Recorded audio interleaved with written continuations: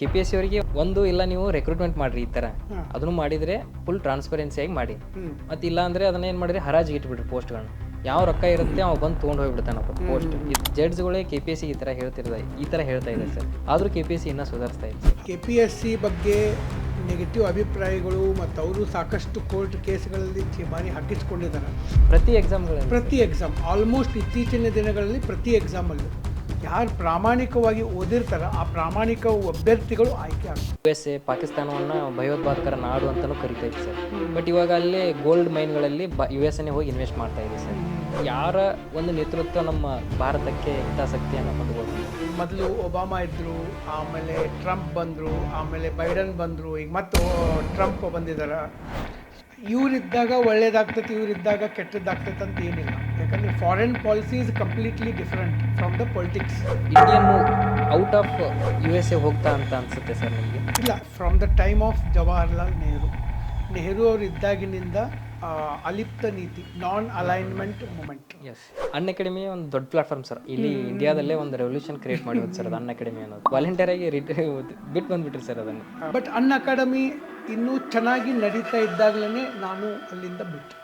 ಇದು ಯಾಕೆ ಅನ್ನೋದು ಭಾಳ ಮಂದಿಗೆ ಡೌಟ್ ಇದೆ. AI-ನಿಂದ ಜಾಬು ಹೋಗಬಹುದು ಅಂತ ನಿಮ್ಗೆ ಅನ್ಸುತ್ತಾ ಸರ್? ಹಾಂ, AI-ನಿಂದ ಎರಡೂ ಇದೆ. AI-ದಿಂದ ಹಳೇ ಟೈಪ್ ಈ ಟ್ರೆಡಿಷ್ನಲ್ ಜಾಬ್ಗಳು ಕಡಿಮೆ ಆಗ್ತವೆ, ಹೊಸ ಟೈಪ್ ಜಾಬ್ಗಳು ಬರ್ತವೆ. ಮನೆ ಅಂದರೆ ಕೇವಲ ಕಲ್ಲು ಮರಗಳಿಂದ ಕೂಡಿದ ವಸ್ತುವಲ್ಲ. ಮನೆ ಅಂದರೆ ನೆಮ್ಮದಿ, ಮನೆ ಅಂದರೆ ನೆನಪುಗಳ ಸನ್ನಿಧಿ. ಅಂತಹ ನಿಮ್ಮ ಮನೆಯನ್ನು ಇನ್ನಷ್ಟು ಸುಂದರಗೊಳಿಸಲು ನೀವೇನಾದರೂ ಇಂಟೀರಿಯರ್ ಮಾಡಿಸುವ ಯೋಚನೆಯಲ್ಲಿದ್ದರೆ, ಪ್ರಸ್ತುತ ಮಾರ್ಕೆಟ್ನಲ್ಲಿ ಟ್ರೆಂಡ್ನಲ್ಲಿರುವಂತಹ ಪ್ಲೈವುಡ್ಗೆ ಅಲ್ಟರ್ನೇಟಿವ್ ಆಗಿರುವಂತಹ ಮತ್ತು ಲಾಂಗ್ ಲಾಸ್ಟಿಂಗ್ ಅನ್ನು ಹೊಂದಿರುವ ಅಲ್ಯೂಮಿನಿಯಂ ಇಂಟೀರಿಯರ್ಗಾಗಿ ವಿನಾಯಕ್ ಅಲ್ಯೂಮಿನಿಯಂ ಇಂಟೀರಿಯರ್ ಅವರು ನಿಮ್ಮ ಜೊತೆ ಇದ್ದಾರೆ. ಇವರು ಕರ್ನಾಟಕದಾದ್ಯಂತ 500ಕ್ಕೂ ಹೆಚ್ಚು ಮನೆಗಳ ಇಂಟೀರಿಯರ್ ಪೂರ್ಣಗೊಳಿಸಿರುವ ಅನುಭವವನ್ನು ಹೊಂದಿದ್ದಾರೆ. ಕ್ರೆಡಿಬಿಲಿಟಿ ಅಂತ ಬಂದರೆ ಕ್ವಾಲಿಟಿ ಮ್ಯಾನೇಜ್ಮೆಂಟ್ ನಲ್ಲಿ ISO ಸರ್ಟಿಫೈಡ್ ಅನ್ನು ಹೊಂದಿದ್ದಾರೆ. Kitchen, loft, wardrobe, TV unit, puja unit ಈ ತರಹದ ಎಲ್ಲಾ ವರ್ಕ್ ಗಳಲ್ಲಿ ಮಾಸ್ಟರಿಂಗ್ ಅನ್ನು ಹೊಂದಿದ್ದಾರೆ. ಧಾರವಾಡದ ಶಿವಾಜಿ ಸರ್ಕಲ್ ನಲ್ಲಿ ಸಿಂಧೆ ಕಾಂಪ್ಲೆಕ್ಸ್ ನಲ್ಲಿ ಇವರ ಎಕ್ಸ್ಪೀರಿಯನ್ಸ್ ಸೆಂಟರ್ ನ ಹೊಂದಿದ್ದಾರೆ. ಎಕ್ಸ್ಪೀರಿಯನ್ಸ್ ಸೆಂಟರ್ ನ ವಿಸಿಟ್ ಮಾಡಿ ನಿಮ್ಮ ವರ್ಕ್ ನ ಬುಕ್ ಮಾಡಿ. ಇನ್ನೂ ಹೆಚ್ಚಿನ ಮಾಹಿತಿಗಾಗಿ ಈ ಕೆಳಗಿನ ನಂಬರ್ಗೆ ಸಂಪರ್ಕಿಸಿ. ನಮ್ದು ಇನ್ನೊಂದು ಸೆಗ್ಮೆಂಟ್ ಇದೆ ಸರ್, ನಮ್ದು ಸೀರಿಯಸ್ ಸರ್ಕಸ್ ಅಂತ ಹೇಳಿ ಸರ್. ಕೆಲವೊಂದಿಷ್ಟು ಸೀರಿಯಸ್ ಮಾತುಗಳನ್ನ ಈ ಸೆಗ್ಮೆಂಟ್ ಅಲ್ಲಿ ನಾವು ಆಡ್ಬೋದು ಸರ್. ಮಾತಾಡುವಂತ ಒಂದು ಸೆಗ್ಮೆಂಟ್ ಸರ್ ಇದು. ಇತ್ತೀಚೆಗೆ ನಾವು ಎಲ್ಲಾ ಮನೆಗಳಲ್ಲಿ ನೋಡ್ತಾ ಇದೀವಿ ಸರ್, ಮೇಡ್ ಇನ್ ಚೀನಾ ವಸ್ತುಗಳು ಇಲ್ಲದೆ ಇರೋ ಮನೆಗಳೇ ಇಲ್ಲ ಸರ್ ಆಲ್ಮೋಸ್ಟ್ ಎಲ್ಲ ಇಂಡಿಯಾದಲ್ಲಿ ಸರ್. ಚೀನಾ ಭಾರತಕ್ಕಿಂತ ಈ ಮ್ಯಾನುಫ್ಯಾಕ್ಚರಿಂಗ್ ಸೆಕ್ಟರ್ನಲ್ಲಿ ಆಗಿರ್ಬೋದು ಅಂಡ್ ಈ ಸರ್ವಿಸ್ ಸೆಕ್ಟರ್ನಲ್ಲಿ ಆಗಿರ್ಬೋದು ತುಂಬಾ ಮುಂದೆ ಹೋಗ್ತಾ ಇದೆ ಸರ್. ಸರ್ವಿಸ್ ಸೆಕ್ಟರ್ ಅಂತ ಬಂದಾಗ ಇಂಡಿಯಾ ಸ್ವಲ್ಪ ಮುಂದೆ ಇದೆ. ಮ್ಯಾನುಫ್ಯಾಕ್ಚರಿಂಗ್ ಅಂತ ಬಂದಾಗ ಪ್ರತಿ ಮನೆಯಲ್ಲೂ ಮೇಡ್ ಇನ್ ಇಂಡಿಯಾ ವಸ್ತುಗಳು ಸಿಗ್ತಾ ಇದೆ ಸರ್. ಯಾವ ಒಂದು ರೀಸನ್ ಇರ್ಬೋದು ಅಥವಾ ಯಾವುದಾದ್ರೂ ಕೆಲವೊಂದಿಷ್ಟು ಲಕ್ಷಣಗಳಿಂದ ಈ ಥರ ಯಾವುದಾದ್ರೂ ಯೋಜನೆಗಳಿಂದ ಚೀನಾ ಭಾರತಕ್ಕಿಂತ ಮುಂದೆ ಇದೆ ಮ್ಯಾನುಫ್ಯಾಕ್ಚರಿಂಗ್ ಸೆಕ್ಟರ್ನಲ್ಲಿ ಅಂತ ನಿಮ್ಗೆ ಅನ್ಸುತ್ತೆ ಸರ್? ಓಕೆ, ಚೈನಾದಲ್ಲಿ ಏನಾಗ್ತಾ ಇದೆ, ಪಾಪ್ಯುಲೇಷನ್ ಈಗಂತೂ ನಮ್ಮದೇ ಜಾಸ್ತಿ ಇದೆ ಪಾಪ್ಯುಲೇಷನ್ನು, ಬಟ್ ಮೊದಲಿಂದ ಅವ್ರದ್ದು ಪಾಪ್ಯುಲೇಷನ್ ಜಾಸ್ತಿ ಇತ್ತು.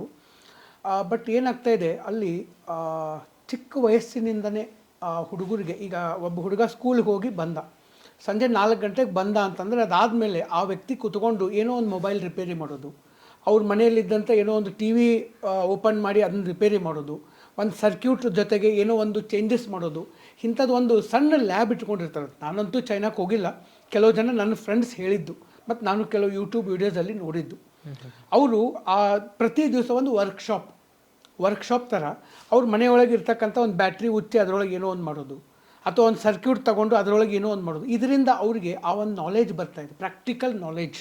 ಸ್ಕೂಲ್ಗಳಲ್ಲೇ ಆ ಥರ ಕಲಿಸ್ತಾ, ಸ್ಕೂಲ್ಗಳಲ್ಲೆಲ್ಲ ಮನೆಗೆ ಬಂದ ಮೇಲೆ ಅದನ್ನ ಒಂದು ಎಕ್ಸ್ಟ್ರಾ ಆಕ್ಟಿವಿಟಿ ಅಂತ ಮಾಡ್ತಾ ಇದ್ದಾರೆ ಅವರಲ್ಲಿ ಬೆಳೆಯೋದು. ಅದರಲ್ಲಿ ಅಂದರೆ ಅದು ಏನಾಗ್ತಾ ಇದೆ, ಒಬ್ಬರಿಂದ ಒಬ್ಬರಿಗೆ ಬರ್ತಾ ಇದೆ, ಅಂದರೆ ಆ ಇಂಟ್ರೆಸ್ಟೂ ಅವ್ರಿಗೆ ಜನ್ರೇಟ್ ಆಗ್ತಾ ಇದೆ. ಮತ್ತು ಅದಕ್ಕೆ ಗೌರ್ಮೆಂಟ್ ಕೂಡ ಅಲ್ಲಿ ಸ್ಕೋಪ್ ಕೊಡ್ತಾ ಇದೆ. ಸೊ ಹೀಗಾಗಿ ಅವು ಬೆಳೀತಾ ಇದ್ದಾವೆ. ಇದು ಒಂದು. ಮತ್ತು ಎರಡನೇದ್ದು, ಅದಕ್ಕೆ ಡಿಮ್ಯಾಂಡ್ ಭಾಳ ಇದೆ. ಈಗ ನಾವು ಹೇಳ್ಬೋದು, ನಾವು ಏನಂತಂದರೆ ನಾವು ಬೇರೆ ದೇಶದ ವಸ್ತುಗಳನ್ನು ನಾವು ಭಾಳ ಬಳಸ್ತೀವಿ, ಹೌದಾ? ಈಗ ಚೈನಾದವರು ಬೇರೆ ದೇಶದ ವಸ್ತುಗಳನ್ನು ಬಳಸಂಗಿಲ್ಲ, ಎಲ್ಲ ವಸ್ತುಗಳನ್ನು ಅವರೇ ತಯಾರು ಮಾಡ್ಕೋಬೇಕು. ಸೊ ಹೀಗಾಗಿ ಅಲ್ಲಿ ಮ್ಯಾನುಫ್ಯಾಕ್ಚರಿಂಗ್ ಭಾಳ ಆಗಬೇಕು. ಅಲ್ಲಿ ಮ್ಯಾನುಫ್ಯಾಕ್ಚರಿಂಗ್ ಭಾಳ ಆಗ್ಬೇಕಂದ್ರೆ ಇಂಥ ರಿಸರ್ಚ್ ಆ್ಯಂಡ್ ಡೆವಲಪ್ಮೆಂಟ್ ಭಾಳ ಆಗಬೇಕು, ದುಡಿಯೋರ ಸಂಖ್ಯೆ ಹೆಚ್ಚಿಗೆ ಬೇಕು, ಅದಕ್ಕೆ ಅವ್ರಿಗೆ ಜಾಬು ಸಿಗ್ತದೆ.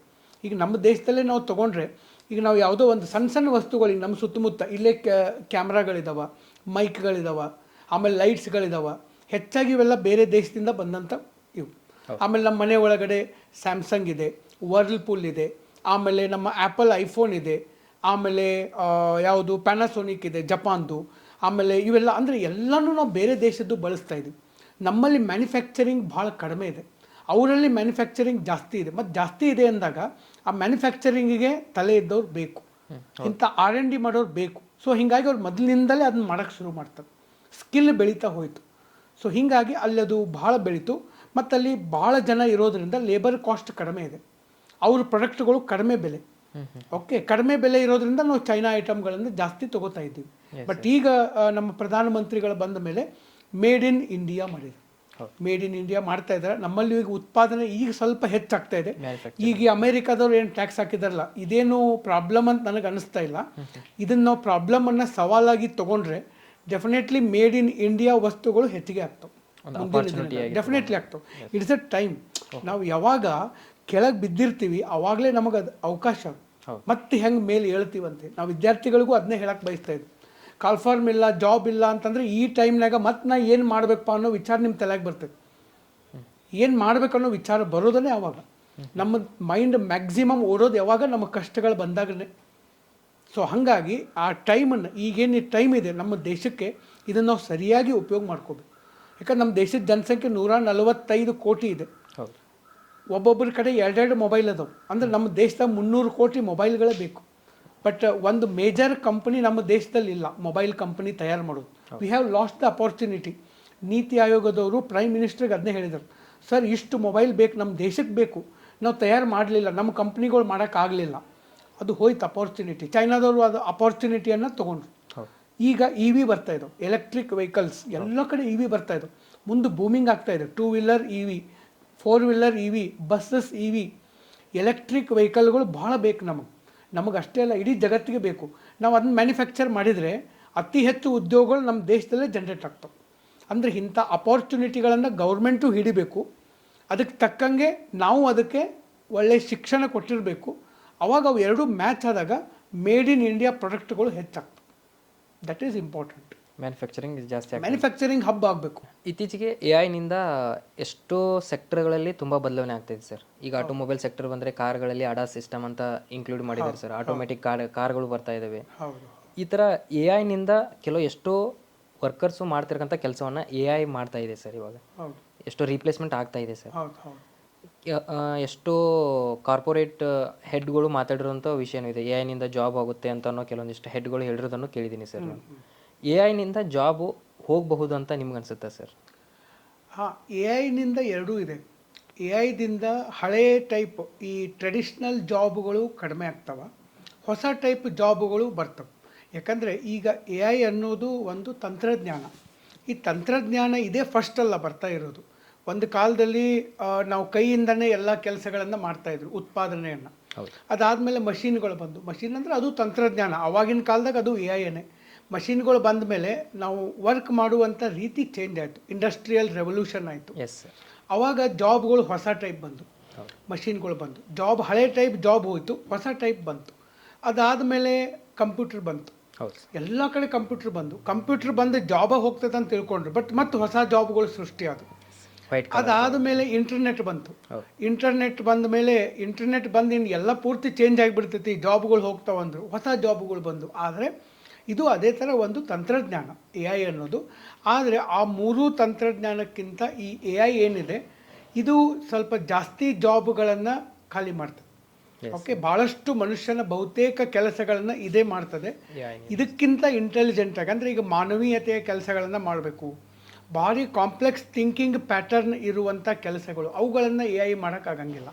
ಸೊ ಅಲ್ಲಿ ಮನುಷ್ಯನೇ ಬೇಕು. ಅದನ್ನು ಬಿಟ್ಟರೆ ಉಳಿದ ಕೆಲಸಗಳನ್ನು AI ಡೆಫಿನೆಟ್ಲಿ ಮಾಡ್ತದೆ. ಜಾಬ್ಗಳು ಭಾಳ ಹೋಗ್ತವೆ. ಓಕೆ, ಕಂಪ್ಯೂಟರ್ ಬಂದಾಗ, ಆಮೇಲೆ ಯಂತ್ರಗಳು ಬಂದಾಗ, ಇಂಟರ್ನೆಟ್ ಬಂದಾಗ ಏನು ಹೋಗಿದ್ದುವಲ್ಲ, ಅದಕ್ಕಿಂತ ಹೆಚ್ಚಿನ ಜಾಬ್ಗಳು ಹೋಗ್ಬೋದು. ಯಾಕಂದರೆ AI ಭಾಳ ವೇಗವಾಗಿ ಬರ್ತಾ ಇದೆ, ಭಾಳ ರೋಬಸ್ಟಾಗಿ ಬರ್ತಾ ಇದೆ. ಸೊ ಹೀಗಾಗಿ ಜಾಬ್ಗಳು ಸ್ವಲ್ಪ ಜಾಸ್ತಿ ಹೋಗ್ಬೋದು, ಹೊಸ ಜಾಬ್ಗಳು ಕ್ರಿಯೇಟ್ ಆಗ್ತವೆ. But we have to wait and watch. So ಅದು ಯಾವ ಎಕ್ಸ್ಟೆಂಟ್ವರೆಗೆ ಹೋಗ್ತೈತೆ ಅಂತ ಹೇಳಿ. ಬಟ್ ಅದಕ್ಕೆ ನಾವೊಂದು ಒಳ್ಳೆಯ ಕ್ರಿಯೇಟಿವಿಟಿಯನ್ನು ಬೆಳೆಸ್ಕೋಬೇಕು. ಮತ್ತು ಯಾವುದೇ ವ್ಯಕ್ತಿ ಒಂದು ಜಾಬ್ ನನಗೆ ಸಿಕ್ಕೈತಪ್ಪ, ನಾ ಸೆಕ್ಯೂರ್ ಅದೇನೆ ಅಂತ ಅನ್ನೋಂಗಿಲ್ಲ.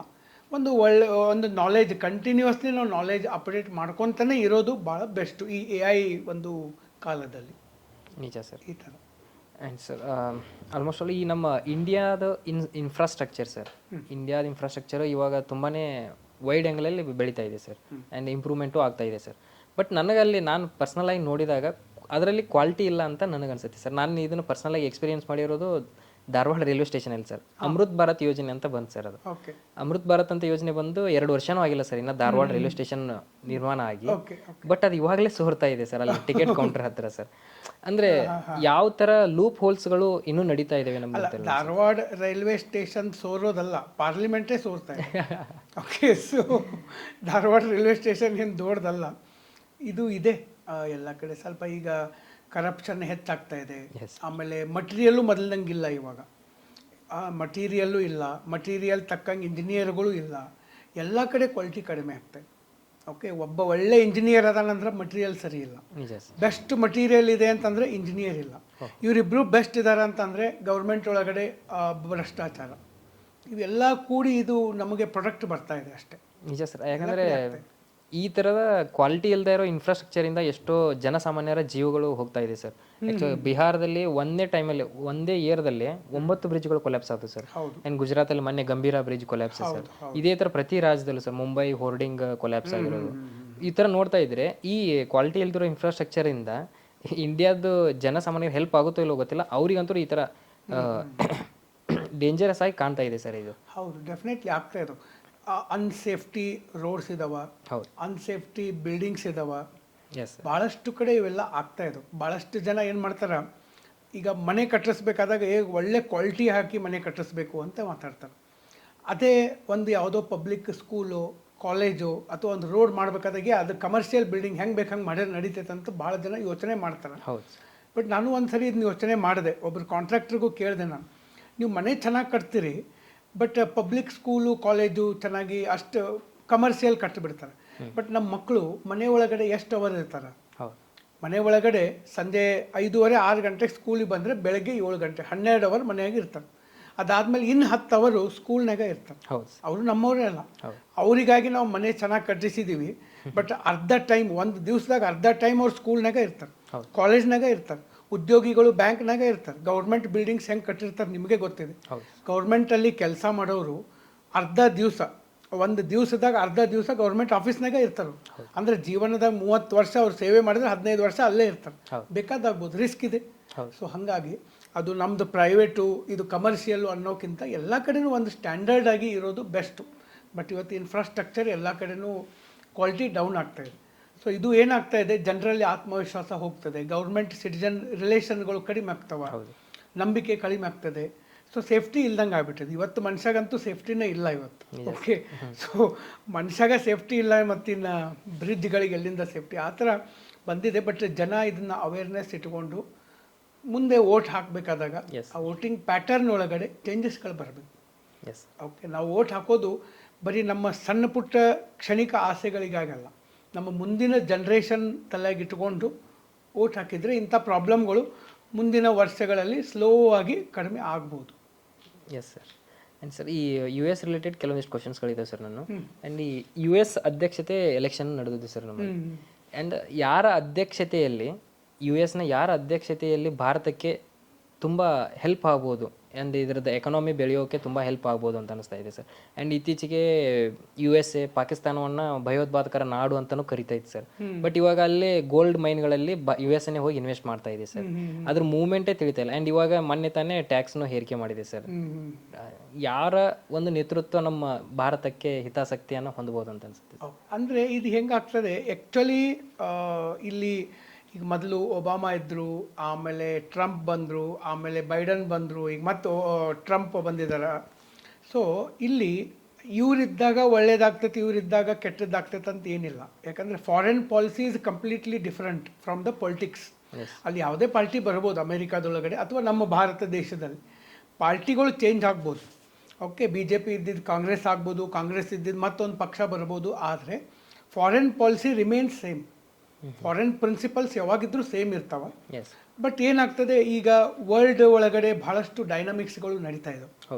ಸೊ ಇವು ಏನಾಗ್ತವ, ಈ ಇಂಟರ್ನ್ಯಾಷನಲ್ ರಿಲೇಷನ್ ಮೇಲೆ ಪರಿಣಾಮವನ್ನು ಬೀರ್ತವೆ. ಈಗ ನೀವು ಹೇಳಿದ್ರಿ, ಒಂದು ಕಡೆ ಪಾಕಿಸ್ತಾನದವ್ರನ್ನ ಅಮೇರಿಕಾದವ್ರು ಬೈತಾರೆ, ಇನ್ನೊಂದು ಕಡೆ ಅಲ್ಲಿ ಗೋಲ್ಡ್ ಮೈನ್ಸಲ್ಲಿ ಇನ್ವೆಸ್ಟ್ಮೆಂಟ್ ಮಾಡ್ತಾ ಇದ್ದಾರೆ.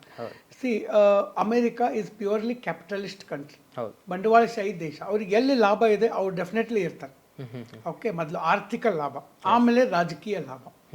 ಓಕೆ, ಪಾಕಿಸ್ತಾನದವ್ರಿಗೆ ಅವರು ಸಪೋರ್ಟ್ ಮೊದಲಿಂದ ಮಾಡ್ತಾ ಬರ್ತಾ ಇದ್ದಾರೆ. ಈಗ ಮೊನ್ನೆ ನಮ್ಮ ಆಪರೇಷನ್ ಸಿಂಧೂರ್ ಆಯಿತು. ಆಪರೇಷನ್ ಸಿಂಧೂರ್ ಒಳಗಡೆ ನಮ್ಮ ಭಾರತೀಯ ವಾಯುಪಡೆಯವರು ಪಾಕಿಸ್ತಾನದ ವಾಯುಪಡೆ ವಿಮಾನಗಳನ್ನು ಹೊಡೆದು ಹಾಕಿದ್ರು. F-16 ಅಂತ ವಿಮಾನ. ಆ F-16 ವಿಮಾನ ಅಮೇರಿಕಾದವರೇ ಇವ್ರಿಗೆ ಕೊಟ್ಟಿದ್ದು. ಯಾರಿಗೆ? ಪಾಕಿಸ್ತಾನದವ್ರಿಗೆ. ಅಂದರೆ ಅವ್ರಿಗೆ ಮೊದಲಿಂದನೂ ಇದ್ದೇ ಇದೆ. ಯಾಕೆ ಅವ್ರು ಸಪೋರ್ಟ್ ಮಾಡ್ತಾರೆ ಅಂದರೆ, ಈಗ they have to have their control in the Asia. ಈಗ ಅಮೇರಿಕಾ ವಿರುದ್ಧ ಅಂದಂಗೆ ರಷ್ಯಾ ಇದೆ. ಆಮೇಲೆ ನಾವು ಸ್ವಲ್ಪ ನ್ಯೂಟ್ರಲ್ ಇದ್ದೀವಿ. ನಾವು ಯಾರ ಕಡೆನೂ ಜಾಸ್ತಿ ಅಲಿಪ್ತ ನೀತಿ ಅಂತ ಕರಿತೀವಿ, ನಾಲ್ ಅನೈಲ್ಮೆಂಟ್ ನಮ್ಮದು. ಸೊ ಹಿಂಗಾಗಿ ನಾವು ನ್ಯೂಟ್ರಲ್ ಇದ್ದೀವಿ. ಈಗ ಅಮೇರಿಕಾದ ಪರವಾಗಿ ಅಮೇರಿಕಾ ಹೇಳಿದಾಗ ಕೆಲಸ ಮಾಡುವಂಥ ಒಬ್ಬ ವ್ಯಕ್ತಿನೂ ಬೇಕಾಗ್ತಾನೆ. ಸೊ ಅದಕ್ಕಾಗಿ ಅವರು ಪಾಕಿಸ್ತಾನ ಇರ್ಬೋದು, ಆ ಕಡೆಗೆ ಬೇರೆ ಬೇರೆ ದೇಶಗಳ ಮೇಲೆ ಅವ್ರ ನಿಯಂತ್ರಣ ಇಟ್ಕೊಂಡಿರ್ತಾರೆ. ಸೊ ಅವ್ರಿಗೇನಿಲ್ಲ ಅದನ್ನು ಕೊಡ್ತಾರೆ. ಮತ್ತು ಪಾಕಿಸ್ತಾನದವ್ರ ಕಡೆ ದುಡ್ಡಿಲ್ಲ, ಟೆಕ್ನಾಲಜಿ ಅಂತೂ ಅವ್ರಿಗೆ ಗೊತ್ತೇ ಇಲ್ಲ. ಸೊ ಇಂಥವನ್ನ ಕೊಟ್ಟು ಅವ್ರನ್ನ ಹಿಡ್ಕೊಂಡು ಬೇರೆ ದೇಶಗಳ ಮೇಲೆ ಸ್ವಲ್ಪ ಇಂಥವೆಲ್ಲ ಅಶಾಂತಿ ಕ್ರಿಯೇಟ್ ಮಾಡಿಸೋದು ಇವೆಲ್ಲ ನಡೀತಿರ್ತವೆ. This is America is doing strategy. Okay, strategy ಅವ್ರದ್ದು. ಬಟ್ ಈಗ ಏನಾಗ್ತಾ ಇದೆ, ಟ್ಯಾರಿಫ್ ಭಾಳ ಹೆಚ್ಚು ಮಾಡ್ತಾ ಇದ್ದಾರೆ. ಈಗ ಭಾಳ ಒಂದು ಸ್ವಲ್ಪ ಯಾಕೋ ಇಮ್ಮೆಚ್ಯೂರ್ಡ್ ಮೂವ್ ಅಂತ ಅನ್ನಿಸ್ತಾ ಇದೆ. ಟ್ರಂಪ್ ಅವ್ರು ಬಂದಾಗಿನಿಂದ ಸ್ವಲ್ಪ ಟ್ಯಾಕ್ಸಸ್ ಜಾಸ್ತಿ ಹಾಕ್ತಾ ಇದೆ. ಇದರಿಂದ ನನಗೆ ಅನಿಸಿದಂಗೆ ಇಂಡಿಯಾಗೆ ಭಾಳ ಏನು ಲಾಸ್ ಇಲ್ಲ, ಅಮೇರಿಕಾಗೆ ಲಾಸ್ ಇದೆ. Because India is one of the biggest market in the world and one of the fastest growing economy. ನಾವು ಭಾಳ ಫಾಸ್ಟಾಗಿ ಬೆಳೀತಾ ಇದ್ದೀವಿ. ಈಗ ಯಂಗಾಗಿ ಬೆಳೀತಾ ಇರುವಂಥ ಒಬ್ಬ ಹುಡುಗಂಗೆ ಸ್ವಲ್ಪ ಪ್ರೆಷರ್ ಹೆಚ್ಚಾದರೂ ತಡ್ಕೊಳ್ಳೋ ತಾಕತ್ತು ಇರ್ತೈತೆ ಅವನಿಗೆ. ಅದೇ 70 ವರ್ಷದವಂಗೆ ಇರಂಗಿಲ್ಲ ತಡ್ಕೊಳ್ಳೋಕ್ಕೆ. ಸೊ ಹಾಗೆ American economy, old economy, population ಕೂಡ ಅಲ್ಲಿ ಏಜಿಂಗ್ ಆಗ್ತಾ ಇದೆ. ಸೊ ಅಲ್ಲಿ ಮಾರ್ಕೆಟಲ್ಲಿ ಡಿಮ್ಯಾಂಡ್ ಇಲ್ಲ. ಹಾರ್ಡ್ಲಿ 35 crore ಪೀಪಲ್ ಅದರ. 35 ಕೋಟಿ ಪಾಪ್ಯುಲೇಷನ್ ಇದೆ. ನಮ್ಮಲ್ಲಿ 4 ರಾಜ್ಯ ಸೇರಿಸಿದ್ರೆ 35 ಕೋಟಿ ದಾಟ್ತೈತಿ. ನಮ್ಮ ಉತ್ತರ ಪ್ರದೇಶದ 23-24 ಕೋಟಿ ಜನಸಂಖ್ಯೆ ಇದೆ ನಮ್ಮಲ್ಲಿ. ಸೊ ಹೀಗಾಗಿ ನಮಗೇನು ಅದ್ರದ್ದು ಅಷ್ಟು ಪ್ರಭಾವ ಬೀರಂಗಿಲ್ಲ. And we have very good leadership in the central government. So ಹೀಗಾಗಿ ಇದು ಒಂದು ಒಳ್ಳೆಯ ಅವಕಾಶ.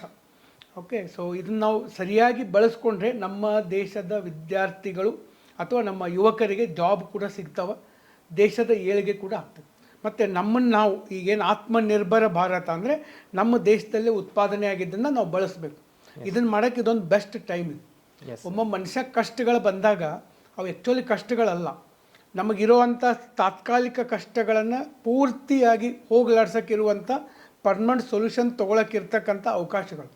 ನಾವು ಹಂಗೆ ತಿಳ್ಕೊಂಡ್ರೆ ಇಟ್ ದ ಬೆಸ್ಟ್. ಈಗ ಮೊನ್ನೆ ನರೇಂದ್ರ ಮೋದಿಯವರು ಅದನ್ನೇ ಹೇಳಿದ್ದಾರೆ, ನಾವು ಈ ಪರಿಸ್ಥಿತಿ ಬರ್ತೈತೆ ಅಂತ ನಮಗೆ ಗೊತ್ತಿತ್ತು, we are ready for that. Okay, so ಅದಕ್ಕೆ ನಾವು ರೆಡಿ ಆಗಿದ್ದೀವಿ ಅಂತೆ.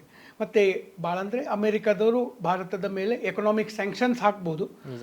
ಅವಾಗೇ ಎಕನಾಮಿಕ್ ಸ್ಯಾಂಕ್ಷನ್ ಪೋಖ್ರಾನ್ ಟೆಸ್ಟ್ ಹಾಕಿದಾಗ ಆ ಎಕನಾಮಿಕ್ ಸ್ಯಾಂಕ್ಷನ್ ಹಾಕಿದ್ದನ್ನೇ ನಮ್ಮ ದೇಶ ಎದುರಿಸಿದೆ. ಆವಾಗ ನಮ್ಮ ದೇಶ ಪರಿಸ್ಥಿತಿ ಬೇರೆ ಇತ್ತು. ಸೊ ಈಗಂತೂ ನಾವು ಡೆಫಿನೆಟ್ಲಿ ಅದನ್ನು ಎದುರಿಸ್ತೀವಿ ಮತ್ತು ಅದನ್ನು ಮೀರಿನೂ ಬರ್ತೀವಿ ನಾವು.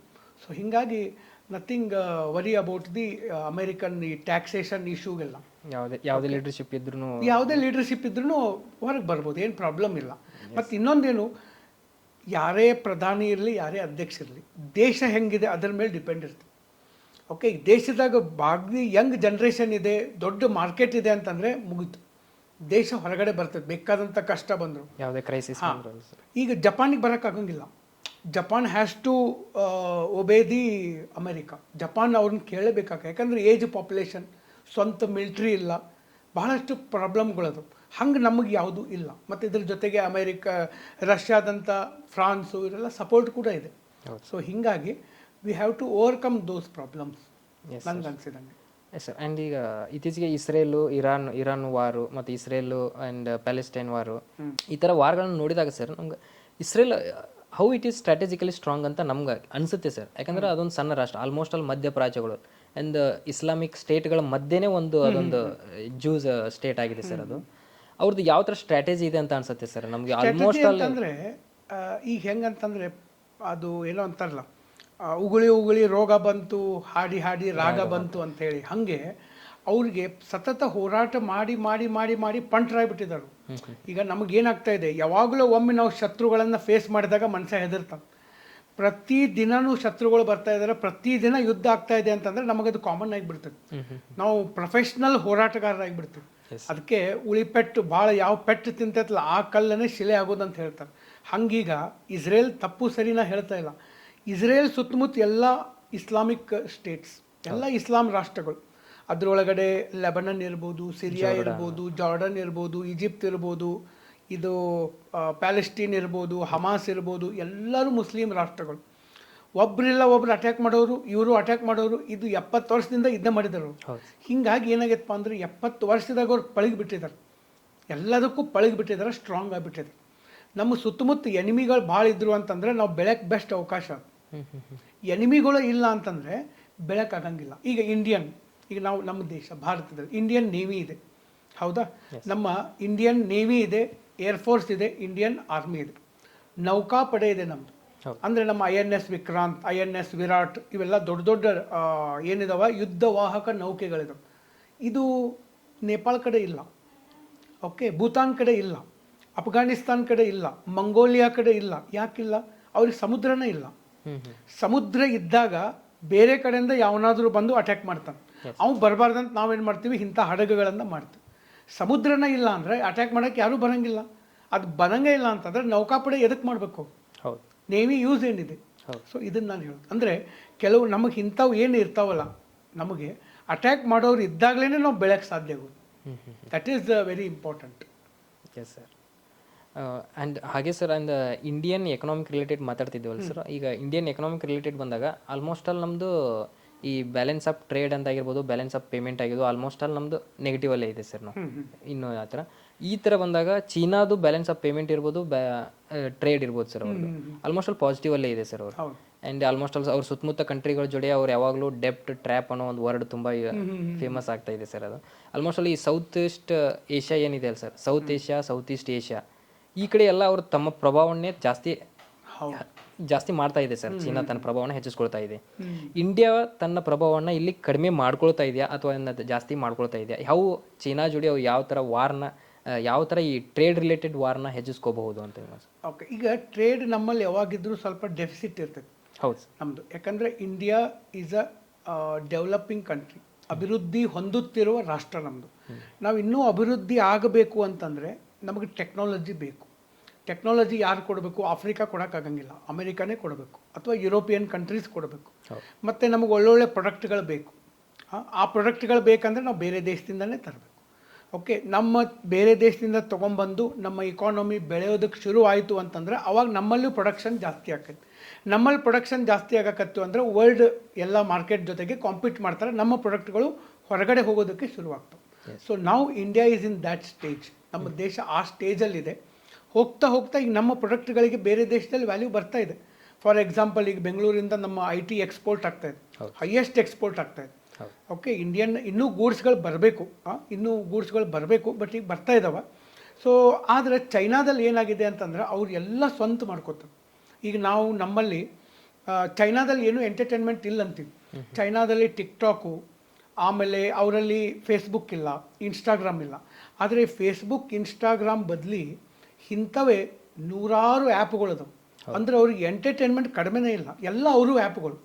ನಮ್ಮಲ್ಲಿ ಇರೋದು ಇನ್ಸ್ಟಾ ಇದೆ, ಫೇಸ್ಬುಕ್ ಇದೆ, ಯೂಟ್ಯೂಬ್ ಇದೆ, ಗೂಗಲ್ ಇದೆ, ಇವೆಲ್ಲ ಅಮೇರಿಕದ್ದು. ನಮಗೂ ಇಲ್ಲ. ಅವರು ಸ್ಥಳೀಯವಾಗಿಯೇ ಅಷ್ಟು ಬೆಳೆದ್ಬಿಟ್ಟಿದ್ದಾರೆ. ಅವರು ಆ್ಯಪ್, ಅವ್ರ ಡೇಟಾ ಎಲ್ಲೂ ಸೋರಿಕೆ ಆಗಂಗೇ ಇಲ್ಲ. ಹೊಳ್ಳಿ ಕೇಳಿದರೆ ಅವರು ಆ ಆ್ಯಪ್ಗಳನ್ನು ಬೇರೆ ಕಂಟ್ರಿಗಳಿಗೂ ಕೊಡ್ತಾರೆ. ಹೀಗಾಗಿ ಅವ್ರದ್ದು ಏನಾಗ್ತದೆ, ಇನ್ಕಮ್ ಹೆಚ್ಚಾಗ್ತದೆ, ಪೇಮೆಂಟ್ ಮಾಡೋದು ಕಡಿಮೆ ಆಗ್ತದೆ. ನಮ್ಮದು ಪೇಮೆಂಟ್ ಮಾಡೋದು ಜಾಸ್ತಿ ಆಗ್ತದೆ, ಇನ್ಕಮ್ ಕಡಿಮೆ ಆಗ್ತದೆ. ಎಲ್ಲ ಈಗ ನಾವು ಒಂದು ಗಾಡಿ ತೊಗೋತೀವಿ, ಹುಂಡೈ ಕಾರ್ ತೊಗೋತೀವಿ. ಹುಂಡೈ ಕಾರ್ ಸೌತ್ ಕೊರಿಯಾದಿಂದ ಬರ್ತದೆ. ಸ್ಯಾಮ್ಸಂಗ್ ತೊಗೋತೀವಿ, ಸೌತ್ ಕೊರಿಯಾದಿಂದ ಬರ್ತದೆ. ಪ್ಯಾನಾಸೋನಿಕ್ ಜಪಾನ್ದಿಂದ ಬರ್ತದೆ. ವೋಕ್ಸ್ ವ್ಯಾಗನ್ ಕಾರ್ ತೊಗೋತೀವಿ, ಜರ್ಮನಿಯಿಂದ ಬರ್ತದೆ. ಆಮೇಲೆ ರೇಂಜ್ ರೋವರ್ ಕಾರ್ ತೊಗೋತೀವಿ, ಎಲ್ಲಿ UK ಬರ್ತದೆ. ಐಫೋನ್ ಅಮೇರಿಕಾ, ಚೈನಾದಿಂದ ಬರ್ತದೆ. ಅಂದರೆ ನಾವು ಉಪಯೋಗ ಮಾಡುವಂಥ ಬಹಳಷ್ಟು ಐಟಮ್ಗಳು ಬೇರೆ ದೇಶದಿಂದ ಬರ್ತವೆ. ಆಮೇಲೆ ನಮ್ಮ ದೇಶದಲ್ಲೂ ಪ್ರಾಡಕ್ಟ್ಗಳು ರೆಡಿ ಆಗಕತ್ತವೆ, ಇಲ್ಲ ಅಂತಲ್ಲ. ಮತ್ತು ನಮ್ಮಲ್ಲಿ ಈಗ ಔಷಧ ಕ್ಷೇತ್ರ ಭಾಳ ವೇಗವಾಗಿ ಬೆಳೀತಾ ಇದೆ. ಬಟ್ ಭಾರತದಲ್ಲಿ ಬರ್ತಕ್ಕಂಥ ಔಷಧಗಳಿಗೆ ಭಾಳಷ್ಟು ನಾವು ಬೇರೆ ದೇಶದಿಂದ ತೊಗೋತೀವಿ. BP ಬಂತು, ಶುಗರ್ ಬಂತು, ಥೈರಾಯ್ಡ್ ಬಂತು, ಕ್ಯಾನ್ಸರ್ ಬಂತು, ಅಮೆರಿಕಾದಿಂದ, ಯುರೋಪಿಂದ ಔಷಧಗಳು ಬರ್ತವೆ. ಬಟ್ ನಮ್ಮವರು ಕಾಲರಾ ರೋಗಕ್ಕೆ ಔಷಧ ನಮ್ಮವರೇ ಕಂಡು ಹಿಡಿತಾರೆ. ಬಟ್ ಕಾಲರಾ ನಮ್ಮಲ್ಲೇ ಬರವಲ್ತು, ಅದು ಆಫ್ರಿಕಾದಾಗ ಬರ್ತದೆ. ನಾವು ಆಫ್ರಿಕಾಕ್ಕೆ ಅದನ್ನ ಎಕ್ಸ್ಪೋರ್ಟ್ ಮಾಡ್ತೀವಿ, ಯಾಕಂದ್ರೆ ನಮ್ಗಿಂತ ಹಿಂದವರು. ಅಮೆರಿಕಾದವ್ರು ನಮಗೆ ಕಳಿಸ್ತಾರೆ, ನಾವು ಆಫ್ರಿಕಾಕ್ಕೆ ಕಳಿಸ್ತೀವಿ. ನಾವು ಬೆಳೀತಾ ಇದ್ದೀವಿ, ಬಟ್ ಅವ್ರೊಂದು ಸ್ವಲ್ಪ ಮುಂದದ. ಸೊ ಹೀಗಾಗಿ ಹೋಗ್ತಾ ಹೋಗ್ತಾ ಇದು ಡೆವಲಪ್ ಹಾಕ್ಕೊಂತ ಹೋಗ್ತದೆ. ಮತ್ತು ಇದೇನು ಆತ್ಮನಿರ್ಭರ ಅನ್ನೋ ಕಾನ್ಸೆಪ್ಟ್ ಏನಿಲ್ಲ, ಇದು ಬೆಸ್ಟ್ ಕಾನ್ಸೆಪ್ಟ್. ಬಟ್ ಇದು ಇಂಪ್ಲಿಮೆಂಟೇಷನ್ ಆಗಬೇಕು. ನಮ್ಮ ದೇಶದ ಪ್ರಾಡಕ್ಟ್ಗಳನ್ನು ನಾವು ಬಳಸಬೇಕು. ಈಗ ನಾವೇ ನೋಡ್ರಿ, ಈಗ ಬೇರೆ ಬೇರೆ ಮೈಕ್, ರೋಡ್ ಮೈಕನ್ನು ಯೂಸ್ ಮಾಡ್ತಾ ಇದ್ವಿ. ಇದು ಮೇಡ್ ಇನ್ ಆಸ್ಟ್ರೇಲಿಯಾ ಇದು ಮೈಕು, ಹೌದಾ? ಇದು ಆಸ್ಟ್ರೇಲಿಯಾದಾಗ ಆಗೈತೆ. ಈಗ ನಾವು ಡಿಜಿಟೆಕ್ ಅಂತ ಬಂದಿದೆ, ಇಂಡಿಯನ್ ಕಂಪನಿ. ಸೊ ಈ ಇತ್ತೀಚೆಗೆ ಬರ್ತಾ ಇದ್ದವು ಕಡಿಮೆ ರೇಟ್ ಒಳಗಡೆ ಒಳ್ಳೆ ಕ್ವಾಲಿಟಿ ಇರುವಂಥ ಮೈಕ್ಸ್ಗಳು, ಕ್ಯಾಮ್ರಾಗಳು ಇನ್ನೂ ಅಷ್ಟು ಬಂದಿಲ್ಲ, ಬಟ್ ಬರ್ತಾ ಇದ್ದಾವೆ. ಲೈಟ್ಸ್ಗಳು, ಸಣ್ಣ ಸಣ್ಣ ಇಕ್ವಿಪ್ಮೆಂಟ್ಸ್ ಬರ್ತಾ ಇದ್ದಾವೆ. ಇದು ಸ್ಲೋ ಆಗಿ ಮಾರ್ಕೆಟ್ ಬೆಳೀತದೆ. ಓಕೆ, ಹೀಗಾಗಿ ನಮ್ಮದು ಸರ್ಪ್ಲಸ್ ಈಗ ಸದ್ಯ ಇಲ್ಲ, ಟ್ರೇಡಲ್ಲಿ ಕಡಿಮೆ ಇದೆ. ಬಟ್ ಮುಂದೆ ಹೋಗ್ತಾ ಹೋಗ್ತಾ ಹೆಚ್ಚಿಗೆ ಆಗ್ತದೆ. ಇದು ಒಂದು. ಇನ್ನೊಂದು ನೆಕ್ಸ್ಟ್ ನೀವೇನು ಕೇಳಿದ್ರಲ್ಲ, ನಮ್ಮ ಸೌತ್ ಈಸ್ಟ್ ಏಷ್ಯಾದೊಳಗಡೆ, ಆಗ್ನೇಯ ಏಷ್ಯಾದೊಳಗಡೆ Singapore, Malaysia, Thailand, Cambodia, Vietnam, Philippines, ಇಲ್ಲೆಲ್ಲ ಚೈನಾದ್ದು ಭಾಳ ಇನ್ಫ್ಲೂಯೆನ್ಸ್ ಭಾಳ ಇದೆ. First cultural influence. ಯಾಕಂದರೆ ನಾನು ಸಿಂಗಾಪುರಕ್ಕೆ ಹೋದಾಗ ನೋಡಿದ್ದು, ಸಿಂಗಾಪುರ್ ಜನನೇ ಇಲ್ಲ, ಬರೀ ಇವರೇ ಚೈನೀಸ್. ಓಕೆ, ಮಲೇಷಿಯಾದಾಗೂ ಅವರೇ ಅದಾರ. ಸ್ವಲ್ಪ ಮಲೇಷಿಯಾದಾಗ ನಮ್ಮವರು ಅದಾರ, ತಮಿಳವ್ರು ಭಾಳ ಜನ ಇದ್ದಾರೆ. ತಮಿಳಲ್ಲಿ ಭಾಷೆಯಲ್ಲಿ ಕೂಡ ಒಂದು. ಬಟ್ ಜಾಸ್ತಿ ಇನ್ಫ್ಲೂಯೆನ್ಸ್ ಚೈನೀಸ್ ಇದೆ. ಚೈನೀಸ್ ಫುಡ್ಡು, ಚೈನೀಸ್ ದೇವಾಲಯಗಳು, ಚೈನೀಸ್ ಕಲ್ಚರು, ಲ್ಯಾಂಗ್ವೇಜ್ ಭಾಳ ಇದೆ. ಮೊದಲಿಂದ ವ್ಯಾಪಾರಕ್ಕಾಗಿ ಹೋಗಿ ಹೋಗಿ ಕಲ್ಚರಲಿ ಇನ್ಫ್ಲೂಯೆನ್ಸ್ ಆಗಿದೆ. ಮತ್ತೀಗ ಚೈನಾ ಕಡೆ ಸಾಕಷ್ಟು ದುಡ್ಡು ಇದೆ, ಅವ್ರಿಗೆ ಸಾಲ ಕೊಟ್ಟು ಹಿಡ್ಕೋತಾ ಇದ್ದಾರೆ. ಸೊ ಇದು ಒಂದು ನಡೀತಾ ಇದೆ. ಚೈನಾ ಅದು ಒಂದು ಫೀಲ್ಡ್ ಒಳಗಡೆ ಭಾಳ ಡೆಬ್ಟ್ ಟ್ರ್ಯಾಪ್ ಅಂತಾರೆ. ಓಕೆ, ಯಾಕಂದ್ರೆ ಭಾಳ ದೇಶಗಳಿಗೆ ದುಡ್ಡು ಇರಂಗಿಲ್ಲ, ಸಿಕ್ಕಾಪಟ್ಟೆ ದುಡ್ಡು ಕೊಡೋದು, ಅವ್ರನ್ನ ಒಳಗೆ ಹಾಕೊಂಡ್ಬಿಡೋದು. ಎಷ್ಟು ದುಡ್ಡು ಕೊಡೋದಪ್ಪ ಅಂದರೆ ವಾಪಸ್ ಅವ್ರಿಗೆ ಸಾಲ ಬಡ್ಡಿ ತುಂಬಕ್ಕಾಗಬಾರ್ದು ಅಷ್ಟು ಕೊಟ್ಬಿಡೋದು. ಶ್ರೀಲಂಕಾದಲ್ಲಿಯೂ ಅದೇ ಥರ ಆಯಿತು, ಬಾಂಗ್ಲಾದೇಶದಲ್ಲೂ ಅದೇ ಥರ ಆಯಿತು, ಮಯನ್ಮಾರಲ್ಲೂ ಅದೇ ಥರ ಆಯಿತು, ಪಾಕಿಸ್ತಾನ ಅಂತೂ ಮೊದಲಿಂದನೇ ಐತಿ, ಮಾಲ್ಡೀವ್ಸಲ್ಲೂ ಅದೇ ಆಯಿತು. ಹೀಗಾಗಿ ಸ್ವಲ್ಪ ಇದಾಗ್ತಾ ಇದೆ. But these are regional dynamics ನಡೀತಿರ್ತವೆ. ಬಟ್ ಇಂಡಿಯನ್ ಡಿಪ್ಲೊಮ್ಯಾಟ್ಸ್ ಕೂಡ ಸಾಕಷ್ಟು ವರ್ಕ್ ಮಾಡಿ ನಮ್ಮ ಇನ್ಫ್ಲೂಯೆನ್ಸ್ ಕೂಡ ಅಲ್ಲಿ ಇದನ್ನ ಮಾಡೋಕ್ಕೆ ಟ್ರೈ ಮಾಡ್ತಾ ಇದ್ದಾರೆ. ಡೆಫಿನೆಟ್ಲಿ ಹಂಗೇನು we are not lost in south East Asia. We have our own presence and dominance in the Indian ocean region ಒಳಗಡೆ ನಮ್ಮದೇ ಆದಂಥ ಒಂದು ಪ್ರಭಾವ ಕೂಡ ಇದೆ. ಯಾಕಂದ್ರೆ ನೀವು ನೋಡ್ಬೋದು, ಇತ್ತೀಚೆಗೆ ಮಾಲ್ಡೀವ್ಸ್ ಜೊತೆಗೆ ರಿಲೇಷನ್ ಕೆಟ್ಟಬಿಟ್ಟಿತ್ತು. ಲಾಸ್ಟ್ ಟೈಮ್ ಮಾಲ್ಡೀವ್ಸ್ ಜೊತೆ ರಿಲೇಷನ್ ಕೆಟ್ಟಿತ್ತು. ಬಟ್ ಈಗ ಮೊನ್ನೆ ಮಾಲ್ಡೀವ್ಸದ್ದು ಸ್ವತಂತ್ರ ದಿನಾಚರಣೆಗೆ ನಮ್ಮ ಪ್ರಧಾನಮಂತ್ರಿ ಅವ್ರನ್ನೇ ಅವ್ರು ಕರೆಸಿ, ಅಂದರೆ ಚೈನಾದವರು ಮಾಲ್ಡೀವ್ಸ್ ಹಿಂದೆ ಅಷ್ಟು ಸ್ಟ್ರಾಂಗ್ ಇದ್ದಿದ್ರೆ ಈಗ ಮೋದಿ ಅವ್ರನ್ನ ಕರೆಸೋ ಒಂದು ಅವಶ್ಯಕತೆ ಇರಲಿಲ್ಲ ಮಾಲ್ಡೀವ್ಸ್ಗೆ. But still they have invited the Indian prime minister, because India is having a very significant role to play in the Indian ocean region. ಒಳ್ಳೆ ರೋಲ್ ಪ್ಲೇ ಮಾಡ್ತಾ ಇದೆ. ಮತ್ತು ಇವು ಡೈನಮಿಕ್ಸ್ ಇರೋವೇ ಇವು. ಈಗ ಇಬ್ಬರು ಫ್ರೆಂಡ್ಸ್ ಇದ್ದಾರೆ ಅಂತಂದರೆ ಇವತ್ತು ಕೂಡಿರ್ತಾರೆ, ನಾಳೆ ಹೊಡೆದಾಡ್ತಾರೆ, ನಾಡ್ದು ಮತ್ತೆ ಕೂಡ್ತಾರೆ. ಹಾಗೆ ಇವು ದೇಶಗಳಲ್ಲಿನೂ ಸರ್ಕಾರಗಳು ಬದಲಾದಾಗ ಕೆಲವೊಂದು ಫಾರಿನ್ ಪಾಲಿಸಿಗಳು ಚೇಂಜಸ್ ಆಗ್ತಿರ್ತಾವೆ, ಸ್ವಲ್ಪ ಆಗ್ತಿರ್ತಾವೆ. ಮತ್ತು ಒಮ್ಮೆ ಡಿಪ್ಲೊಮ್ಯಾಟ್ಸ್ ಎಫೆಕ್ಟಿವ್ ಕಮ್ಯುನಿಕೇಷನ್ ಆಗಂಗಿಲ್ಲ. ಡಿಪ್ಲೊಮ್ಯಾಟ್ಸು ಆ ಎಫೆಕ್ಟಿವ್ ಕಮ್ಯುನಿಕೇಷನ್ ಮಾಡೋಕ್ಕಾಗಲಾರ್ದೆ ಇದ್ದಕ್ಕೂ ಒಮ್ಮೊಮ್ಮೆ ಡಿಪ್ಲೊಮಸಿ ಫೇಲ್ ಆಗ್ತದೆ, ಹಂಗೂ ಆಗ್ತದೆ. ಇಂಡಿಯಾದ ಮೇಲೆ ಇತ್ತೀಚೆಗೆ ಟ್ರಂಪ್ ಅವರು ಟ್ಯಾಕ್ಸ್ ಹೇರಿರೋದ್ರಿಂದ ಸರ್, ಇಂಡಿಯಾದ ಮೂವ್ ಯಾವ ಥರ ಇರ್ಬೋದು ಅಂತೀರಿ ಸರ್? ಯಾಕಂದರೆ ಇತ್ತೀಚೆಗೆ ಮೋದಿ ಅವ್ರದ್ದು ಶಾಂಘೈ ಕೋಆಪರೇಷನ್ ಆರ್ಗನೈಸೇಷನ್ಗೆ ಚೀನಾಗೆ ಹೋಗ್ತಾ ಇದ್ದಾರೆ ಸರ್. 7 years ಬ್ಯಾಕ್ ಚೀನಾಗೆ ಹೋಗ್ತಾ ಇದ್ದಾರೆ. ಆ್ಯಂಡ್ ಮತ್ತು ಇತ್ತೀಚೆಗೆ ಬ್ರಿಕ್ಸ್ ದೇಶದ ಎಲ್ಲ ಲೀಡರ್ಸ್ಗಳು ಅವ್ರದ್ದು ಬಾಂಡಿಂಗು ತುಂಬ ಸ್ಟ್ರಾಂಗೆಸ್ಟ್ ಆಗ್ತಾ ಇದೆ ಸರ್. ಇದನ್ನ ನೋಡ್ತಾ ಇದ್ದರೆ ಮತ್ತು ಆ್ಯಂಡ್ ಆಲ್ಸೋ ಈಗ ರಷ್ಯಾ ಜೋಡಿ ಬಾಂಡಿಂಗು, ಪುಟಿನ್ ಅವ್ರ ಜೋಡಿ ಮಾತುಕತೆ ಅಂತ ಕೆಲವೊಂದಿಷ್ಟು ನ್ಯೂಸ್ಗಳಲ್ಲಿ ನಾವು ನೋಡ್ತಾ ಇರ್ತೀವಿ sir. Indian move out of USA ಹೋಗ್ತಾ ಅಂತ ಅನಿಸುತ್ತೆ ಸರ್ ನಿಮಗೆ? ಓಕೆ, ಇಲ್ಲ, ನಮ್ಮದು ಮೊದಲೇದಾಗಿ ಏನಪ್ಪ ಅಂತಂದರೆ from the time of Jawaharlal Nehru ಅವರು ಇದ್ದಾಗಿನಿಂದ ಅಲಿಪ್ತ ನೀತಿ, ನಾನ್ ಅಲೈನ್ಮೆಂಟ್ ಮೂಮೆಂಟ್. ಈ ನಾನ್ ಅಲೈನ್ಮೆಂಟ್ ಅಂದರೆ ನಾವು ಅಮೇರಿಕಾ ಕಡೆನೂ ಪೂರ್ತಿ ಇಲ್ಲ, ಈ ಕಡೆಗೆ ರಷ್ಯಾ ಕಡೆನೂ ಪೂರ್ತಿ ಇಲ್ಲ. ನಮಗೆ ಬೇಕಾಗಿರೋದು ನಮ್ಮ ನ್ಯಾಷನಲ್ ಇಂಟ್ರೆಸ್ಟ್, ನಮ್ಮ ರಾಷ್ಟ್ರೀಯ ಹಿತಾಸಕ್ತಿಗೆ ತಕ್ಕಂಗೆ ನಮ್ಮ ಫಾರಿನ್ ಪಾಲಿಸಿಗಳು ವರ್ಕ್ ಆಗ್ತವೆ. ಓಕೆ, ನಮ್ಮ ದೇಶದ ಜನರಿಗೆ ಏನು ಬೆನಿಫಿಟ್ ಇದೆ ನಾವು ಅದನ್ನ ಮಾಡ್ತೀವಿ. ನಾವು ಅಂತಂದರೆ ಗೌರ್ಮೆಂಟ್.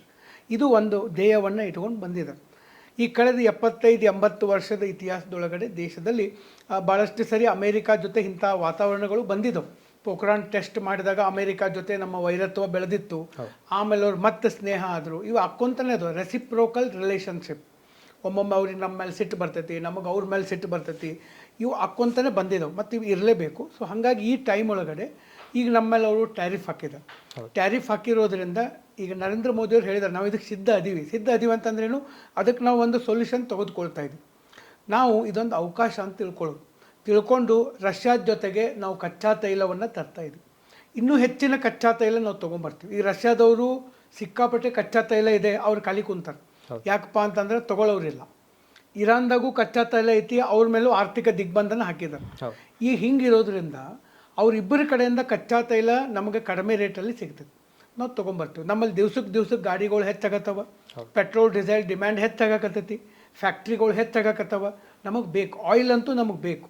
ನಮಗೆ ಚೀಪಾಗಿ ಅದು ರಷ್ಯಾದಲ್ಲೂ ಸಿಗ್ತಾ ಇದೆ, ಇರಾನಲ್ಲೂ ಸಿಗ್ತಾ ಇದೆ, ನಾವು ತೆಗೆದುಕೊಂಡು ಬಂದೇ ಬರ್ತೀವಿ. ಯಾಕಂದ್ರೆ ನಮ್ಮದು ಫಾರಿನ್ ಪಾಲಿಸಿ ನ್ಯಾಷನಲ್ ಇಂಟ್ರೆಸ್ಟ್, ರಾಷ್ಟ್ರೀಯ ಹಿತಾಸಕ್ತಿ ಫಸ್ಟ್, ಆಮೇಲೆ ಅಮೇರಿಕಾ, ಆಮೇಲೆ ರಷ್ಯಾ, ಅದೆಲ್ಲ. ಸೊ ಹೀಗಾಗಿ it is a time to have extra deal with those countries. ಯಾವುದು ರಷ್ಯಾ ಇರ್ಬೋದು, ಇರಾನ್ ಇರ್ಬೋದು, ಇವ್ರ ಜೊತೆಗೆ. ಇದು ಒಂದು. ನೆಕ್ಸ್ಟು ಅಮೇರಿಕಾ ಇದೇ ಥರ ಮಾಡೋದ್ರಿಂದ ಮುಂದೆ ಹೀಗೆ ಮಾಡ್ಬೋದು, ಇನ್ನೊಂದು ಸ್ವಲ್ಪ ದಿವ್ಸಕ್ಕೆ ಚೇಂಜ್ ಆಗ್ಬೋದು, ಮತ್ತೊಮ್ಮೆ ಹೀಗೆ ಮಾಡ್ಬೋದು.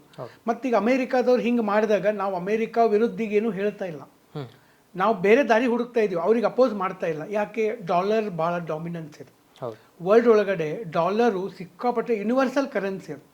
ಅದಕ್ಕೆ ನಮ್ಮಲ್ಲಿ RBI ಗವರ್ನರ್ಗೆ ಈಗ 2 ವರ್ಷದ ಹಿಂದೆನೇ ಪ್ರಧಾನಮಂತ್ರಿಗಳು ಹೇಳಿದರು, ಡಿ ಡಾಲರೈಸೇಷನ್ ಮಾಡಬೇಕಂದ್ರೆ ರುಪಿ ಇಂಟರ್ನ್ಯಾಷನಲೈಸೇಷನ್ ಮಾಡಬೇಕು.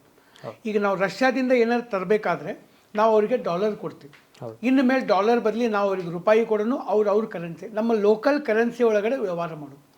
ಈಗ ಮೊದಲೇ ನಾವು ಮಾಡೋಕ್ಕೆ ಶುರು ಮಾಡಿದ್ದೀವಿ, ಈಗಿನ್ನೂ ಹೆಚ್ಚಿಗೆ ಮಾಡ್ತೀವಿ ನಾವು.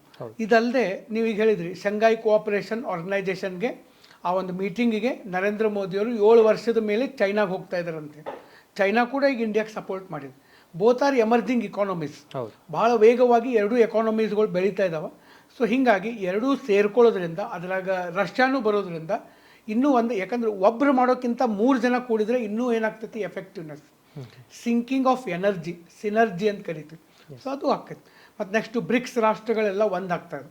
ಸೊ ಇದರಿಂದ ಅಮೇರಿಕಕ್ಕೇ ಮುಂದಿನ ದಿನಗಳಲ್ಲಿ ಪ್ರಾಬ್ಲಮ್ ಬರ್ಬೋದು ಹೊರತು ಈ ದೇಶಗಳಿಗೆ ಏನೂ ಆಗಂಗಿಲ್ಲ. ಅದನ್ನೇ ಹೇಳಿದ್ನಲ್ಲ ನಾನು, ಈಗ ಯಂಗ್ ಆ್ಯಂಡ್ ಎನರ್ಜೆಟಿಕ್ ಇದೆ ಇಂಡಿಯಾ, ಸ್ವಲ್ಪ ಇಲ್ಲಿ ಜಾಬ್ ಕಡಿಮೆ ಇದಾವೆ ಅನ್ನೋದು ಒಂದು ಬಿಟ್ಟರೆ ಬಿಗ್ಗೆಸ್ಟ್ ಮಾರ್ಕೆಟ್ ಇದು. ಇದನ್ನು ಅವ್ರು ಕಳ್ಕೊತಾರೆ ಅಷ್ಟೇ. ಅವ್ರು ಯಾಕೆ ಆ ಥರ ಡಿಸಿಷನ್ ತೊಗೋತಾ ಇದ್ದಾರೋ ಗೊತ್ತಿಲ್ಲ. ಬಟ್ ಇಂಡಿಯಾಗೆ ಮಾತ್ರ ಅದೇನು ಅಷ್ಟ ಪರಿಣಾಮ ಬೀರಂಗಿಲ್ಲ. ಯಂಗ್ ಆ್ಯಂಡ್ ಎನರ್ಜೆಟಿಕ್ ಈಗ ಇಂಡಿಯಾ.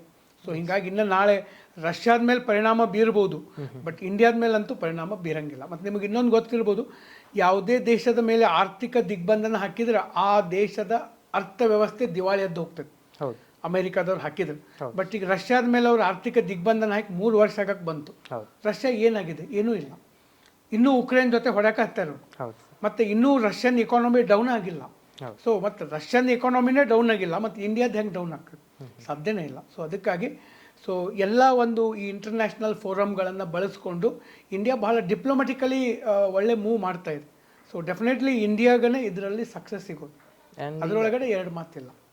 ಇತ್ತೀಚೆಗೆ ಹೇಳಿದೆ ಸರ್, ರಷ್ಯಾದ್ದು ಎಕನಾಮಿಕಲ್ ಸ್ಯಾಂಕ್ಷನ್ ಹಾಕಿದ್ರು ಸ್ಟೇಬಲ್ ಆಗಿದೆ ಅಂತ ಹೇಳಿದೆ ಸರ್. ಚೀನಾದ ಮೇಲೆ ಒಂದ್ ವೇಳೆ ಹಾಕಿದ್ರು ಅದು ಸ್ಟೇಬಲ್ ಆಗೇ ಇರ್ಬೋದು ಸರ್. ಚೀನಾ ಮೇಲೆ ಹಾಕೋದೇ ಇಲ್ಲ, ಯಾಕಂದ್ರೆ ಅಮೆರಿಕಾದವರು ಡಿಪೆಂಡ್ ಇರೋದೇ ಚೈನಾ ಪ್ರಾಡಕ್ಟ್ಸು. ಅಮೆರಿಕಾದಲ್ಲಿ ಆಟೋಮೊಬೈಲ್ ಪ್ರಾಡಕ್ಟ್ಸ್ ಎಲ್ಲ ಚೈನಾದಿಂದ ಹೋಗ್ತಾವೆ, ಬಟ್ಟೆಗಳು ಚೈನಾದಿಂದ ಹೋಗ್ತಾವೆ. ಚೈನಾದ ಮೇಲೆ ನೀವು ಆರ್ಥಿಕ ದಿಗ್ಬಂಧನ ಹಾಕಿದರೆ ಅದು ಫಸ್ಟ್ ಎಫೆಕ್ಟ್ ಆಗೋದೇ ಎಲ್ಲಿಗೆ? ಅಮೇರಿಕಾಕ್ಕೆ. ಟ್ರಂಪ್ ಅಂಕಲ್ಗೆ ಫಸ್ಟ್ ಎಫೆಕ್ಟ್ ಆಗೋದು, ಅವ್ರಿಗೆ ಎಫೆಕ್ಟ್ ಆಗ್ತದೆ. ಮತ್ತು ಅಮೇರಿಕಾದವ್ರಿಗೆ ಎಫೆಕ್ಟ್ ಆದರೆ ಅವರು ಟ್ರಂಪ್ಗೆ ಬಿಸಿ ಮುಟ್ಟಿಸ್ತಾರೆ. ಹೌದು.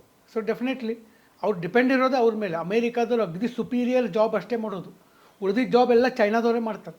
ಈಗ ಐಫೋನ್ ಯಾರು ಮಾಡ್ತಾರೆ? ಐಫೋನದ್ದು ಸರ್ಕ್ಯೂಟ್ಗಳು ಅಷ್ಟೇ ಅಮೇರಿಕಾದಲ್ಲಿ ಆಗೋದು, ಅದ್ರ ಪೂರ್ತಿ ಗ್ಲಾಸು, ಕವರು, ಅಸೆಂಬಲ್ ಎಲ್ಲ ಚೈನಾದಲ್ಲೇ ಆಗ್ತದೆ. ಆರ್ಥಿಕ ದಿಗ್ಬಂಧನ ಹಾಕಿದರೆ ಅವರು ಐಫೋನ್ ನಾಳೆ ಮಾರಾಟ ಆಗೋದಿಲ್ಲ. ಚೈನಾದವ್ರು ಇನ್ನೂ ಚಲೋ ಆತಂತಾರೆ, ಅವರೇ ಕೊಡ್ತಾರೆ. ಹೌದು. ಓಕೆ. ಸೊ ಹಿಂಗಿದೆ. ಒಂದು ವೇಳೆ ಹಾಕಿದ್ರೆ ಸರ್, ಒಂದು ವೇಳೆ ಏನಾಗುತ್ತೆ, ಇವೆಲ್ಲ ಸ್ಟ್ರಗಲಿಂಗ್ ಅಲ್ಲಿ ಬರ್ಬೋದು ಅಂತ ಅನ್ಸುತ್ತೆ, ಸ್ಟ್ರಗಲ್ ಮಾಡಿ ಬರ್ಬೋದು. ಯಾಕಂದ್ರೆ ಅವು ನ್ಯಾಚುರಲ್ ರಿಸೋರ್ಸಸ್ ತುಂಬಾ ಹೊಂದಿದಾವೆ ಸರ್. ಚೀನಾ ಆಗಿರ್ಬೋದು, ರಷ್ಯಾ ಈಗ LPG ಆಗಿರ್ಬೋದು, ಅಂಡ್ ಇವು ನ್ಯಾಚುರಲ್ ಗ್ಯಾಸ್ ಆಗಿರ್ಬೋದು ಸರ್. ಈ ತರ ಪೆಟ್ರೋಲಿಯಂ ಪ್ರಾಡಕ್ಟ್ಸ್ ಅಲ್ಲಿ ತುಂಬಾ ಇದೆ. ಇದು ಚೀನಾ ಬಂದ್ರೆ ರೇರ್ ಅರ್ತ್ ಎಲಿಮೆಂಟ್ಸ್, ಲಿಥಿಯಂ ಅಲ್ಲಿ ತುಂಬಾ ಸ್ಟ್ರಾಂಗ್ ಆಗಿದೆ ಸರ್ ನ್ಯಾಚುರಲ್ ರಿಸೋರ್ಸ್. ನಮ್ದು ಇನ್ನೂ ಹಿಂದಿದೆ ಸರ್, ಕೋಲ್ನೇ ನಾವು ಫುಲ್ 100% ಡಿಪೆಂಡ್ ಆಗಿದ್ದೇವೆ ಸರ್.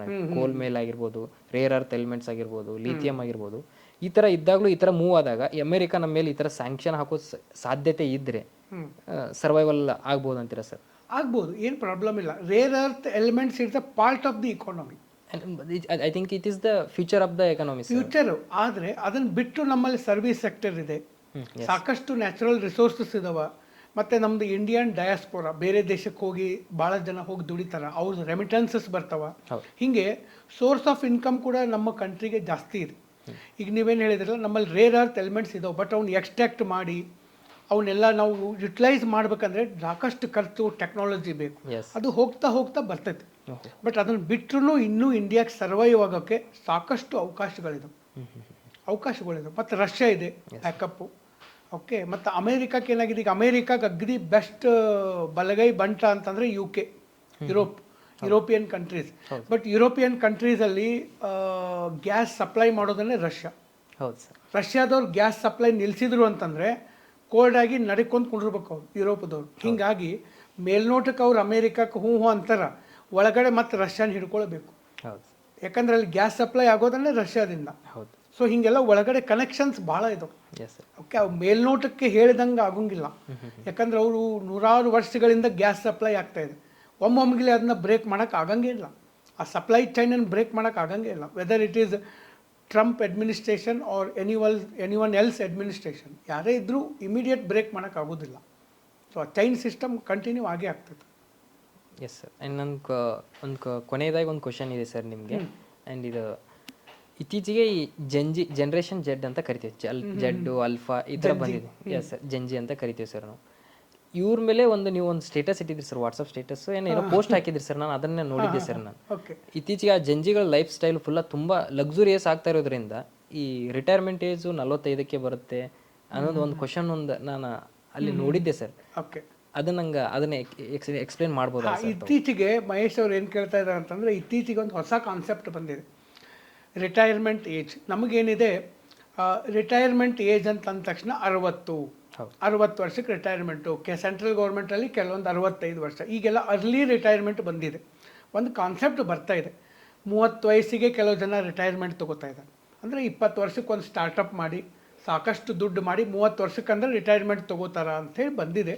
ಬಟ್ ನನ್ನ ಪ್ರಕಾರ ಅದು ಅಷ್ಟೇನು ಮಿತ್ ಅದು. ಯಾಕಂದರೆ 30 ವರ್ಷಕ್ಕೆ ಎಲ್ಲ ಕೆಲಸ ಮುಗೀತು ಅಂತೇಳಿ ಆಮೇಲೆ ಆರಾಮಿರೋಕ್ಕೂ ಆಗಂಗಿಲ್ಲ. ಯಾಕಂದರೆ 30 ವರ್ಷಕ್ಕೆ ರಿಟೈರ್ಮೆಂಟ್ ತೊಗೊಳ್ಳೋ ಲೆವೆಲ್ಗೆ ಅವ್ನು ಕೆಲಸ ಮಾಡ್ಯಾನಂದ್ರೆ 30 ವರ್ಷ ಆದಮೇಲೆ ಖಾಲಿ ಕುಂಡ್ರಕ್ಕಂತೂ ಆಗಂಗಿಲ್ಲ ಅವ್ನಿಗೆ. ಮತ್ತು ವರ್ಕ್ ಮಾಡೇ ಮಾಡ್ತಾನೆ ಅವ್ನು, ಡೆಫಿನೆಟ್ಲಿ ವರ್ಕ್ ಮಾಡ್ತಾನೆ. ಸೊ ಅದಕ್ಕೆ ಅದೊಂದು ಕಾನ್ಸೆಪ್ಟ್ ಬಂದಿದೆ. ಒಂದೇನು, ನಾವು ಒಂದು 20 ವರ್ಷ ಆದಾಗ ಒಂದು ಬೆಸ್ಟ್ ಡಿಮ್ಯಾಂಡ್ ಇರುವಂಥ ಒಂದು ಸ್ಟಾರ್ಟಪ್ ಶುರು ಮಾಡಿ ಅದರೊಳಗೆ ನಾವು ಸಕ್ಸಸ್ ಆದರೆ 30-35 ಏಜ್ಗೆ ರಿಟೈರ್ ಆಗೋಕ್ಕಿಂತ ಫೈನಾನ್ಷಿಯಲಿ ನಾವು ಫ್ರೀಡಮ್ ತೊಗೋಬೋದು. ಫೈನಾನ್ಷಿಯಲ್ ಫ್ರೀಡಮ್ ಅಂದರೆ ಇವತ್ತೇ ನಾನು ದುಡಿಯೋದು ಬಿಟ್ಟರು ಒಂದು 4-5 ವರ್ಷ ಆರಾಮ್ ಇರ್ಬೋದಪ್ಪ, ನಂಗೆ ಯಾವುದೇ ಚಿಂತೆ ಇಲ್ಲ. ನಾನು ಯಾವುದಾದ್ರೂ ದೇಶಕ್ಕೆ ಹೋಗ್ಬೋದು, ಕಾರ್ ತೊಗೋಬೋದು, ಶಾಪಿಂಗ್ ದುಬೈ ಮಾಲ್ಗೆ ಹೋಗಿ ಶಾಪಿಂಗ್ ಮಾಡ್ಬೋದು, ನನಗೆ ದುಡಿಬೇಕು ಅನ್ನೋ ಅವಶ್ಯಕತೆ ಇಲ್ಲ. ಒಂದು 5-6 ವರ್ಷ ಮೈಂಡ್ ಫ್ರೀ ಇರಬಹುದು. ಆ ಲೆವೆಲ್ಗೆ ಆ ವ್ಯಕ್ತಿಗಳು ಬರ್ಬೋದು. ಈಗೆಲ್ಲ ಸ್ವಿಗ್ಗಿ, ಝೊಮ್ಯಾಟೊ, ಓಲಾ, ಊಬರ್ ಇದ್ರದ್ದೆಲ್ಲ ಸ್ಟಾರ್ಟಪ್ ಮಾಡಿದಂಥವ್ರು ಆ ಲೆವೆಲ್ಗೆ ಹೋಗಿದ್ದಾರೆ. ಮತ್ತು ಅವ್ರದ್ದೆಲ್ಲ ಏಜ್ಗಳು ಅಷ್ಟೇ 35-38 ವರ್ಷದಲ್ಲೇ ಅವ್ರು ಹೋಗಿದ್ದಾರೆ. ಫೈನಾನ್ಷಿಯಲ್ ಫ್ರೀಡಮ್ ಅಂತ ಕರಿತೀವಿ ನಾವು. ಇದನ್ನು ನಾವು ಅಚೀವ್ ಮಾಡ್ಬೋದು ಈಗಿನ ಜನ್ರೇಷನ್, ಈಗಿನ ಟೆಕ್ನಾಲಜಿಗೆ. ಸೊ ಹೀಗಾಗಿ ಆ ಕಾನ್ಸೆಪ್ಟ್ ಬಂದಿದೆ ಜಂಜಿ ಒಳಗಡೆ. 35 ವರ್ಷಕ್ಕೆ ರಿಟೈರ್ಮೆಂಟು, 40 ವರ್ಷಕ್ಕೆ ರಿಟೈರ್ಮೆಂಟು. ಬಟ್ ಹಾಗೇನು ಯಾರು ರಿಟೈರ್ಮೆಂಟ್ ಆಗಿದ್ದು ಗೊತ್ತಿಲ್ಲ. ಬಟ್ ರಿಟೈರ್ಮೆಂಟ್ ಆಗೋ ಕನಸು ಕಾಣ್ಬೋದು ಆ ಲೆವೆಲ್ದಾಗ ಹೋದ್ರೆ. ಆದರೆ ಇನ್ನೊಂದು ಏನಿದೆಪ್ಪ ಅಂತಂದ್ರೆ ಗ್ಯಾಪ್ ತೊಗೋತಾ ಇದ್ದಾರೆ ಇತ್ತೀಚೆಗೆ ಹೊಸ ಜನ್ರೇಷನ್. ಈಗ ಯಾರು ಸ್ಟಾರ್ಟಪ್ ಮಾಡ್ತಾ ಇದ್ದಾರಲ್ಲ, ಸ್ವಲ್ಪ ಗ್ಯಾಪ್. ಈಗೇನು ಮಾಡ್ತಾರೆ, ಸ್ಟಾರ್ಟಪ್ ಓನರ್ಸ್ಗಳು ಜಾಸ್ತಿ ದುಡಿಯಂಗಿಲ್ಲ, ಥಿಂಕ್ ಮಾಡ್ತಾರೆ. ಥಿಂಕ್ ಮಾಡಿ ಜನರಿಗೆ ಏನು ಬೇಕು, ಏನು ನೀಡಿದೆ, ಯಾವ ಪ್ರಾಡಕ್ಟ್ ಬೇಕಾಗಿದೆ, ಅದನ್ನು ನಾನು ಭಾಳ ಲೋಯೆಸ್ಟ್ ಪ್ರೈಸಲ್ಲಿ ಹೆಂಗೆ ಕೊಡ್ಬೋದು, ಹೆಂಗೆ ಟೆಕ್ನಾಲಜಿ ಮಾಡ್ಬೋದು, ಇದನ್ನೆಲ್ಲ ತಲೆ ಕೆಡಿಸ್ಕೊಂಡು R&D ಮಾಡಿ ಅದನ್ನ ಒಂದು ಟೀಮ್ ಮಾಡಿ ಅವ್ರಿಗೆ ಎಕ್ಸಿಕ್ಯೂಷನ್ ಮಾಡೋಕ್ಕೆ ಕೊಟ್ಬಿಡ್ತಾರೆ, ಮುಗೀತು. ಆ ಪ್ರಾಡಕ್ಟ್ ರನ್ ಆಗೋಕ್ಕೆ ಶುರು ಆಗ್ತೈತಿ, ಇನ್ಕಮ್ ಬರೋಕ್ಕೆ ಶುರು ಆಗ್ತದೆ. ಆಮೇಲೆ ಅವರು ಒಂದು 2 ವರ್ಷ ಸ್ಮಾಲ್ ರಿಟೈರ್ಮೆಂಟ್ ತೊಗೋಬೋದು, ಯಾವುದೂ ಕೆಲಸ ಮಾಡಲಾರ್ದು. ಆಮೇಲೆ ಒಂದು 3 ವರ್ಷ ಬಿಟ್ಟು ಮತ್ತೆ ಬರ್ತಾರೆ, ಆ ಪ್ರಾಡಕ್ಟ್ನಾಗ ಮತ್ತೆ ಇಂಪ್ರೂವಿಟಿ ಮಾಡ್ತಾರೆ, ಮತ್ತೆ ಹೋಗ್ತಾರೆ. ಅಂಥ ಜನ್ರೇಷನ್ನು ಅದರ, ಅಂಥವ್ರು ಅದರ. ಅಂದರೆ ಸ್ಮಾಲ್ ರಿಟೈರ್ಮೆಂಟ್ಗಳನ್ನು ತೊಗೋತಾ ಇದೆ. ಅಂಥ ಒಂದು ಕಾನ್ಸೆಪ್ಟ್ ಕೂಡ ಇತ್ತೀಚೆಗೆ ಬರ್ತಾ ಇದೆ. ಭಾಳ ಮಂದಿ ಗೊತ್ತಿರ್ಬೋದು ಅದು ಈಗಿನ ಜನ್ರೇಷನ್ಗೆ. ಜಂಜಿ ಒಳಗಡೆ ಅದು ಬರ್ತಾ ಇದೆ. ಓಕೆ, ಮತ್ತು ನೀವೇನು ಕೇಳಿದ್ರಿ, ಈಗಿನ ಜನ್ರೇಷನ್ ಸಿಕ್ಕಾಪಟ್ಟೆ ದುಡ್ಡು ಖರ್ಚು ಮಾಡ್ತಾರೆ, ಅದಂತೂ ಡೆಫಿನೆಟ್ಲಿ ಇದೆ. ಯಾಕಂದರೆ ಮೊದಲಿನ ಜನ್ರೇಷನ್ಗೆ ದುಡ್ಡೇ ಇರ್ತಿರ್ಲಿಲ್ಲ. ಈಗೇನಾಗಿದೆ, ದುಡ್ಡು ಕೊಡೋರು ಭಾಳ ಮಂದಿ ಆಗಿದ್ದಾರೆ. ಫೈನಾನ್ಸ್ಗಳು ಬಂದಿದ್ದಾವೆ, ಲೋನ್ ಕೊಡೋರು ಬಂದಿದ್ದಾರೆ. ನೀವು ಬ್ಯಾಡ್ ಅಂದ್ರೂ ಮನಿ ಮಠ ಬರ್ತಾರೆ. ಮೊದಲು ಲೋನ್ ವಸೂಲಿ ಮಾಡಕ್ಕೆ ಬರ್ತಿದ್ರು, ಈಗ ಲೋನ್ ಕೊಡಕ್ಕೆ ಬರಕತ್ತಾರೆ. ಓಕೆ, ಸೊ ಹಿಂಗಾಗಿ ತೊಗೊಳ್ಳೋರು ಭಾಳ ಆಗಿದ್ದಾರೆ. ಓಕೆ, ಮತ್ತು ಮಾರ್ಕೆಟ್ ಹಂಗೆ ಡೆವಲಪ್ಮೆಂಟ್ ಆಗಿದೆ. ಓಕೆ, ಈಗ ಯಾಕಂದರೆ ಈಗಿನ ಜನ್ರೇಷನ್ ಒಳಗಡೆ ಪೇಷನ್ಸ್ ಸ್ವಲ್ಪ ಕಡಿಮೆ ಇದೆ.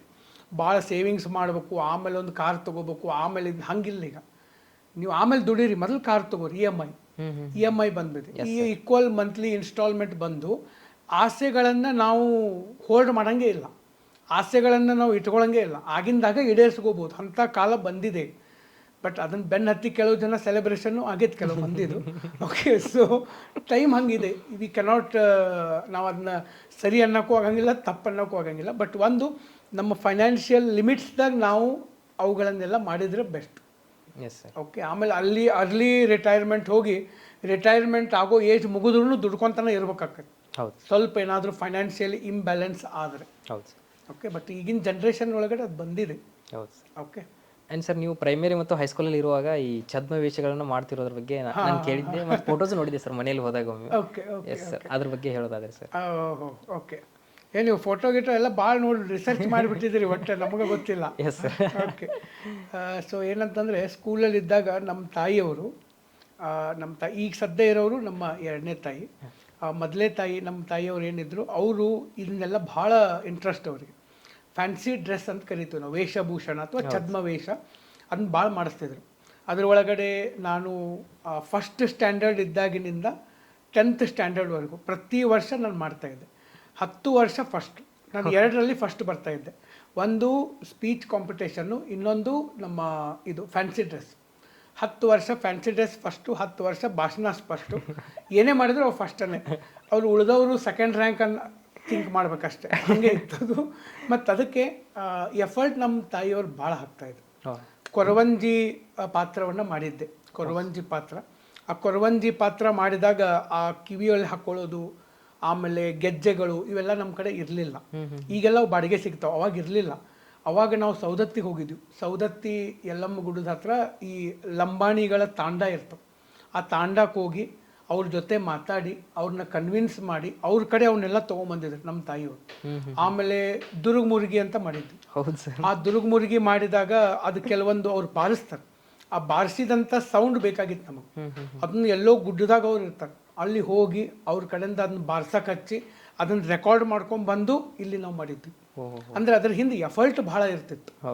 ಆಮೇಲೆ ದುರ್ಗ್ ಮುರುಗಿ ಮಾಡಿದ್ವಿ, ಪುರವಂತರು ಮಾಡಿದ್ದೆ, ಆಮೇಲೆ ಸುಡುಗಾಡಿಸಿದ್ದ, ಇಂಥವೆಲ್ಲ. ಅಂದರೆ ನಮ್ಮ ತಂದೆ ಜಾನಪದ ವಿದ್ವಾಂಸರು, ಅವ್ರಿಗೂ ಜಾನಪದ ಮೇಲೆ ಭಾಳ ಆಸಕ್ತಿ, ನಮ್ಮ ಮದರ್ಗೂ ಜಾನಪದ ಮೇಲೆ ಭಾಳ ಆಸಕ್ತಿ. ಅವರ ಆಸೆಗಳನ್ನು ಅವರು ನನ್ನ ಕಡೆಯಿಂದ ಅದನ್ನ ಮಾಡಿಸ್ತಾಯಿದ್ರು. ಸೊ ನನಗೂ ಇಂಟ್ರೆಸ್ಟ್ ಇತ್ತು, ಬಟ್ ಅದ್ರಾಗ ಅವ್ರ ರೋಲ್ ಭಾಳ ಇದೆ, ಅವ್ರದ್ದು ರೋಲ್ ಭಾಳ ಇದೆ. ಸೊ 10 ವರ್ಷದಲ್ಲಿ ಒಂದು ಸರಿ ಮಾಡಿದ ಪಾತ್ರ ಇನ್ನೊಮ್ಮೆ ನಾನು ರಿಪೀಟ್ ಮಾಡೋಂಗಿಲ್ಲ, ಅವರೇ ಮಾಡಿಸಿಲ್ಲ. 10 ವರ್ಷ ಹೊಸ ಹೊಸ ಪಾತ್ರಗಳನ್ನೇ ಮಾಡ್ಕೊತ ಬಂದೆ. ಸೊ ಅದು ಪ್ರತಿ ವರ್ಷ ನಮ್ಮ ಈ ಗ್ಯಾದರಿಂಗ್ ಮಾಡ್ತಾರಲ್ಲ, ಗ್ಯಾದರಿಂಗ್ ಒಳಗಡೆ ಈ ಸರಿ ಭರತ್ ಯಾವುದು ರೋಲ್ ಮಾಡ್ತಾನ, ಎಲ್ಲರೂ ಭಾಳ ಏನಪ್ಪ ಕುತೂಹಲ. ಯಾಕಂದ್ರೆ ಪ್ರತಿ ಸರಿ ಹೊಸಾದ ಮಾಡ್ತಾನೆ ಅಂತೇಳಿ ಭಾಳ ಕುತೂಹಲ.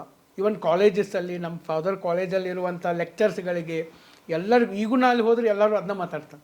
ಒಂದು ಸ್ಪೀಚು, ಇನ್ನೊಂದು ಫ್ಯಾನ್ಸಿ ಡ್ರೆಸ್, 2. ಸೊ ಹೀಗಾಗಿ ಭಾಳಷ್ಟು ರೋಲ್ಗಳನ್ನು ಮಾಡ್ತಾ ಬಂದೆ. ಅದು ನನ್ನಲ್ಲಿ ಸಾಕಷ್ಟು ಬದಲಾವಣೆಗಳನ್ನು ತೊಗೊಂಬಂತು. ಸ್ಟೇಜ್ ಕರೇಜ್ ನಂಗೆ ಬಂತು ಅವಾಗ. ಯಾಕಂದರೆ ಸ್ಟೇಜ್ ಮುಂದೆ ನಿಂತು ಯಾಕಂದ್ರೆ ನಾವು ನಮ್ಮ ಸತೀಶ್ ಶುಗರ್ ಅವಾರ್ಡ್ಸ್ ಅಂತ ಮಾಡ್ತಾರೆ ಗೋಕಾಕ್ದಲ್ಲಿ, ಸತೀಶ್ ಜಾರಕಿಹೊಳಿ ಅವರು ಮಾಡ್ತಾರೆ. ಸೊ ಆ ಒಂದು ಸ್ಟೇಜ್ ಮೇಲೆ ನಿಂತು ಮಾತಾಡೋದು ಅಂತಂದರೆ ದಟ್ ಈಸ್ ಭಾಳ ಸ್ಟೇಜ್ ಕರೇಜ್ ಬೇಕು. ಯಾಕಂದರೆ ನಾನು ಅವಾಗ ಇನ್ನೂ 7ನೇ 8ನೇ ಹುಡುಗ, 10-15 ಸಾವಿರ ಜನ ಇಡೀ ಗ್ರೌಂಡ್ ಒಳಗಡೆ 10ರಿಂದ 15 ಸಾವಿರ ಜನ ನಿಂತ್ಕೊಂಡು ನೋಡ್ತಾ ಇದ್ರು. ಅಷ್ಟು ಜನರ ಮುಂದೆ ಮಾತಾಡೋದು, ಅಷ್ಟು ದೊಡ್ಡ ಸ್ಟೇಜನ್ನು ನನ್ನ ಲೈಫಲ್ಲಿ ನೋಡಿರಲಿಲ್ಲ. ಅಂಥ ದೊಡ್ಡ ದೊಡ್ಡ ಸ್ಟೇಜ್ಗಳು ಸಿನಿಮಾದವ್ರು ಹಾಕ್ತಾರೆ ಹಂಗೆ, ಆ ನಮ್ಮನೆ ಸ್ಟೇಜ್ಗಳು. ಸೊ ಅಲ್ಲೆಲ್ಲ ನನಗೆ ಭಾಳ ಒಂದು ಎಕ್ಸ್ಪೀರಿಯನ್ಸ್ ಬಂತು. ಸ್ಟೇಜ್ ಫಿಯರ್ ಬಂತು, ಆ ಸ್ಟೇಜ್ ಫಿಯರ್ ಹೋಯ್ತು. ಅಂದರೆ ಸ್ಟೇಜಲ್ಲಿ ನಿಂತು ಮಾತಾಡೋಕತ್ರ ನನಗೆ ಖುಷಿ ಆಗಕ್ಕೆ ಶುರುವಾಯ್ತು, ಇನ್ನೂ ಹೊಸ ವಿಚಾರಗಳು ಬರೋಕ್ಕೆ ಶುರುವಾಯ್ತು. ಬಹುಶಃ ಅದು ನಂಗೆ ಈಗ ನನ್ನ ಪ್ರೊಫೆಷನ್ಗೆ ಒಂದು ಭದ್ರ ಅಡಿಪಾಯ ಹಾಕ್ತದೆ. ಬಹುಶಃ ನಮ್ಮ ಫಾದರ್ ಮದರಿಂದ ಏನು ನನಗೆ ಅದು ಬಂತು, ಅದು ಭದ್ರ ಅಡಿಪಾಯ ಹಾಕ್ತು. ಈಗ ನಾವು ಈಗ ಟೀಚಿಂಗ್ ಒಳಗಡೆ ಇಲ್ಲಿ ನಾವು ಅದರ ಒಂದು ಬೆನಿಫಿಟ್ ನಮಗೆ ಸಿಗ್ತಾ ಇದೆ, ಅದರ ಛಾಯೆಯನ್ನು ಅದರ ಛಾಯೆ ಈಗ ಬರ್ತಾ ಇದೆ.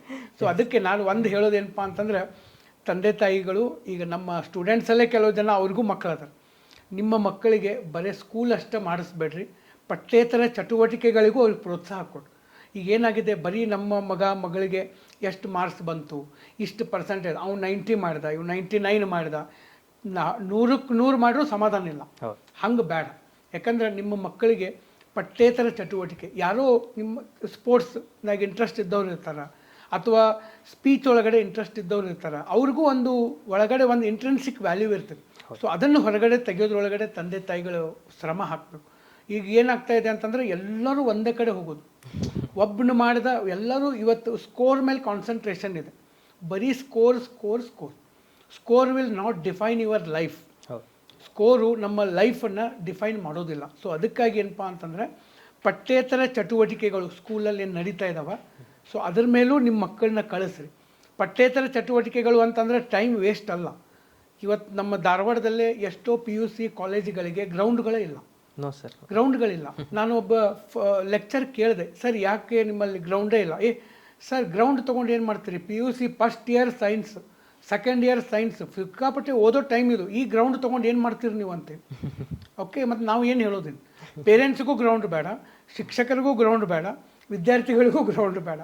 ಸೊ ಹಿಂಗಾಗ್ತದೆ. ಸೊ ಅದಕ್ಕಾಗಿ ನಮ್ದು ಏನಪ್ಪ ಅಂತಂದರೆ ಪಠ್ಯೇತರ ಚಟುವಟಿಕೆ, ನನಗಂತೂ ಪಠ್ಯೇತರ ಚಟುವಟಿಕೆಗಳಲ್ಲಿ ನಾನು ಭಾಗವಹಿಸಿದ್ರಿಂದ ಅದರ ಒಂದು ಪ್ರಭಾವ ನನ್ನ ಲೈಫ್ ಮೇಲಂತೂ ಭಾಳ ಆಗಿದೆ. ಹಾಗಾಗಿ ಉಳಿದ ವಿದ್ಯಾರ್ಥಿಗಳು ಕೂಡ ಪಠ್ಯೇತರ ಚಟುವಟಿಕೆಗಳಲ್ಲಿ ಭಾಗವಹಿಸ್ರಿ ಅಂತ ನಾನು ಹೇಳೋದು.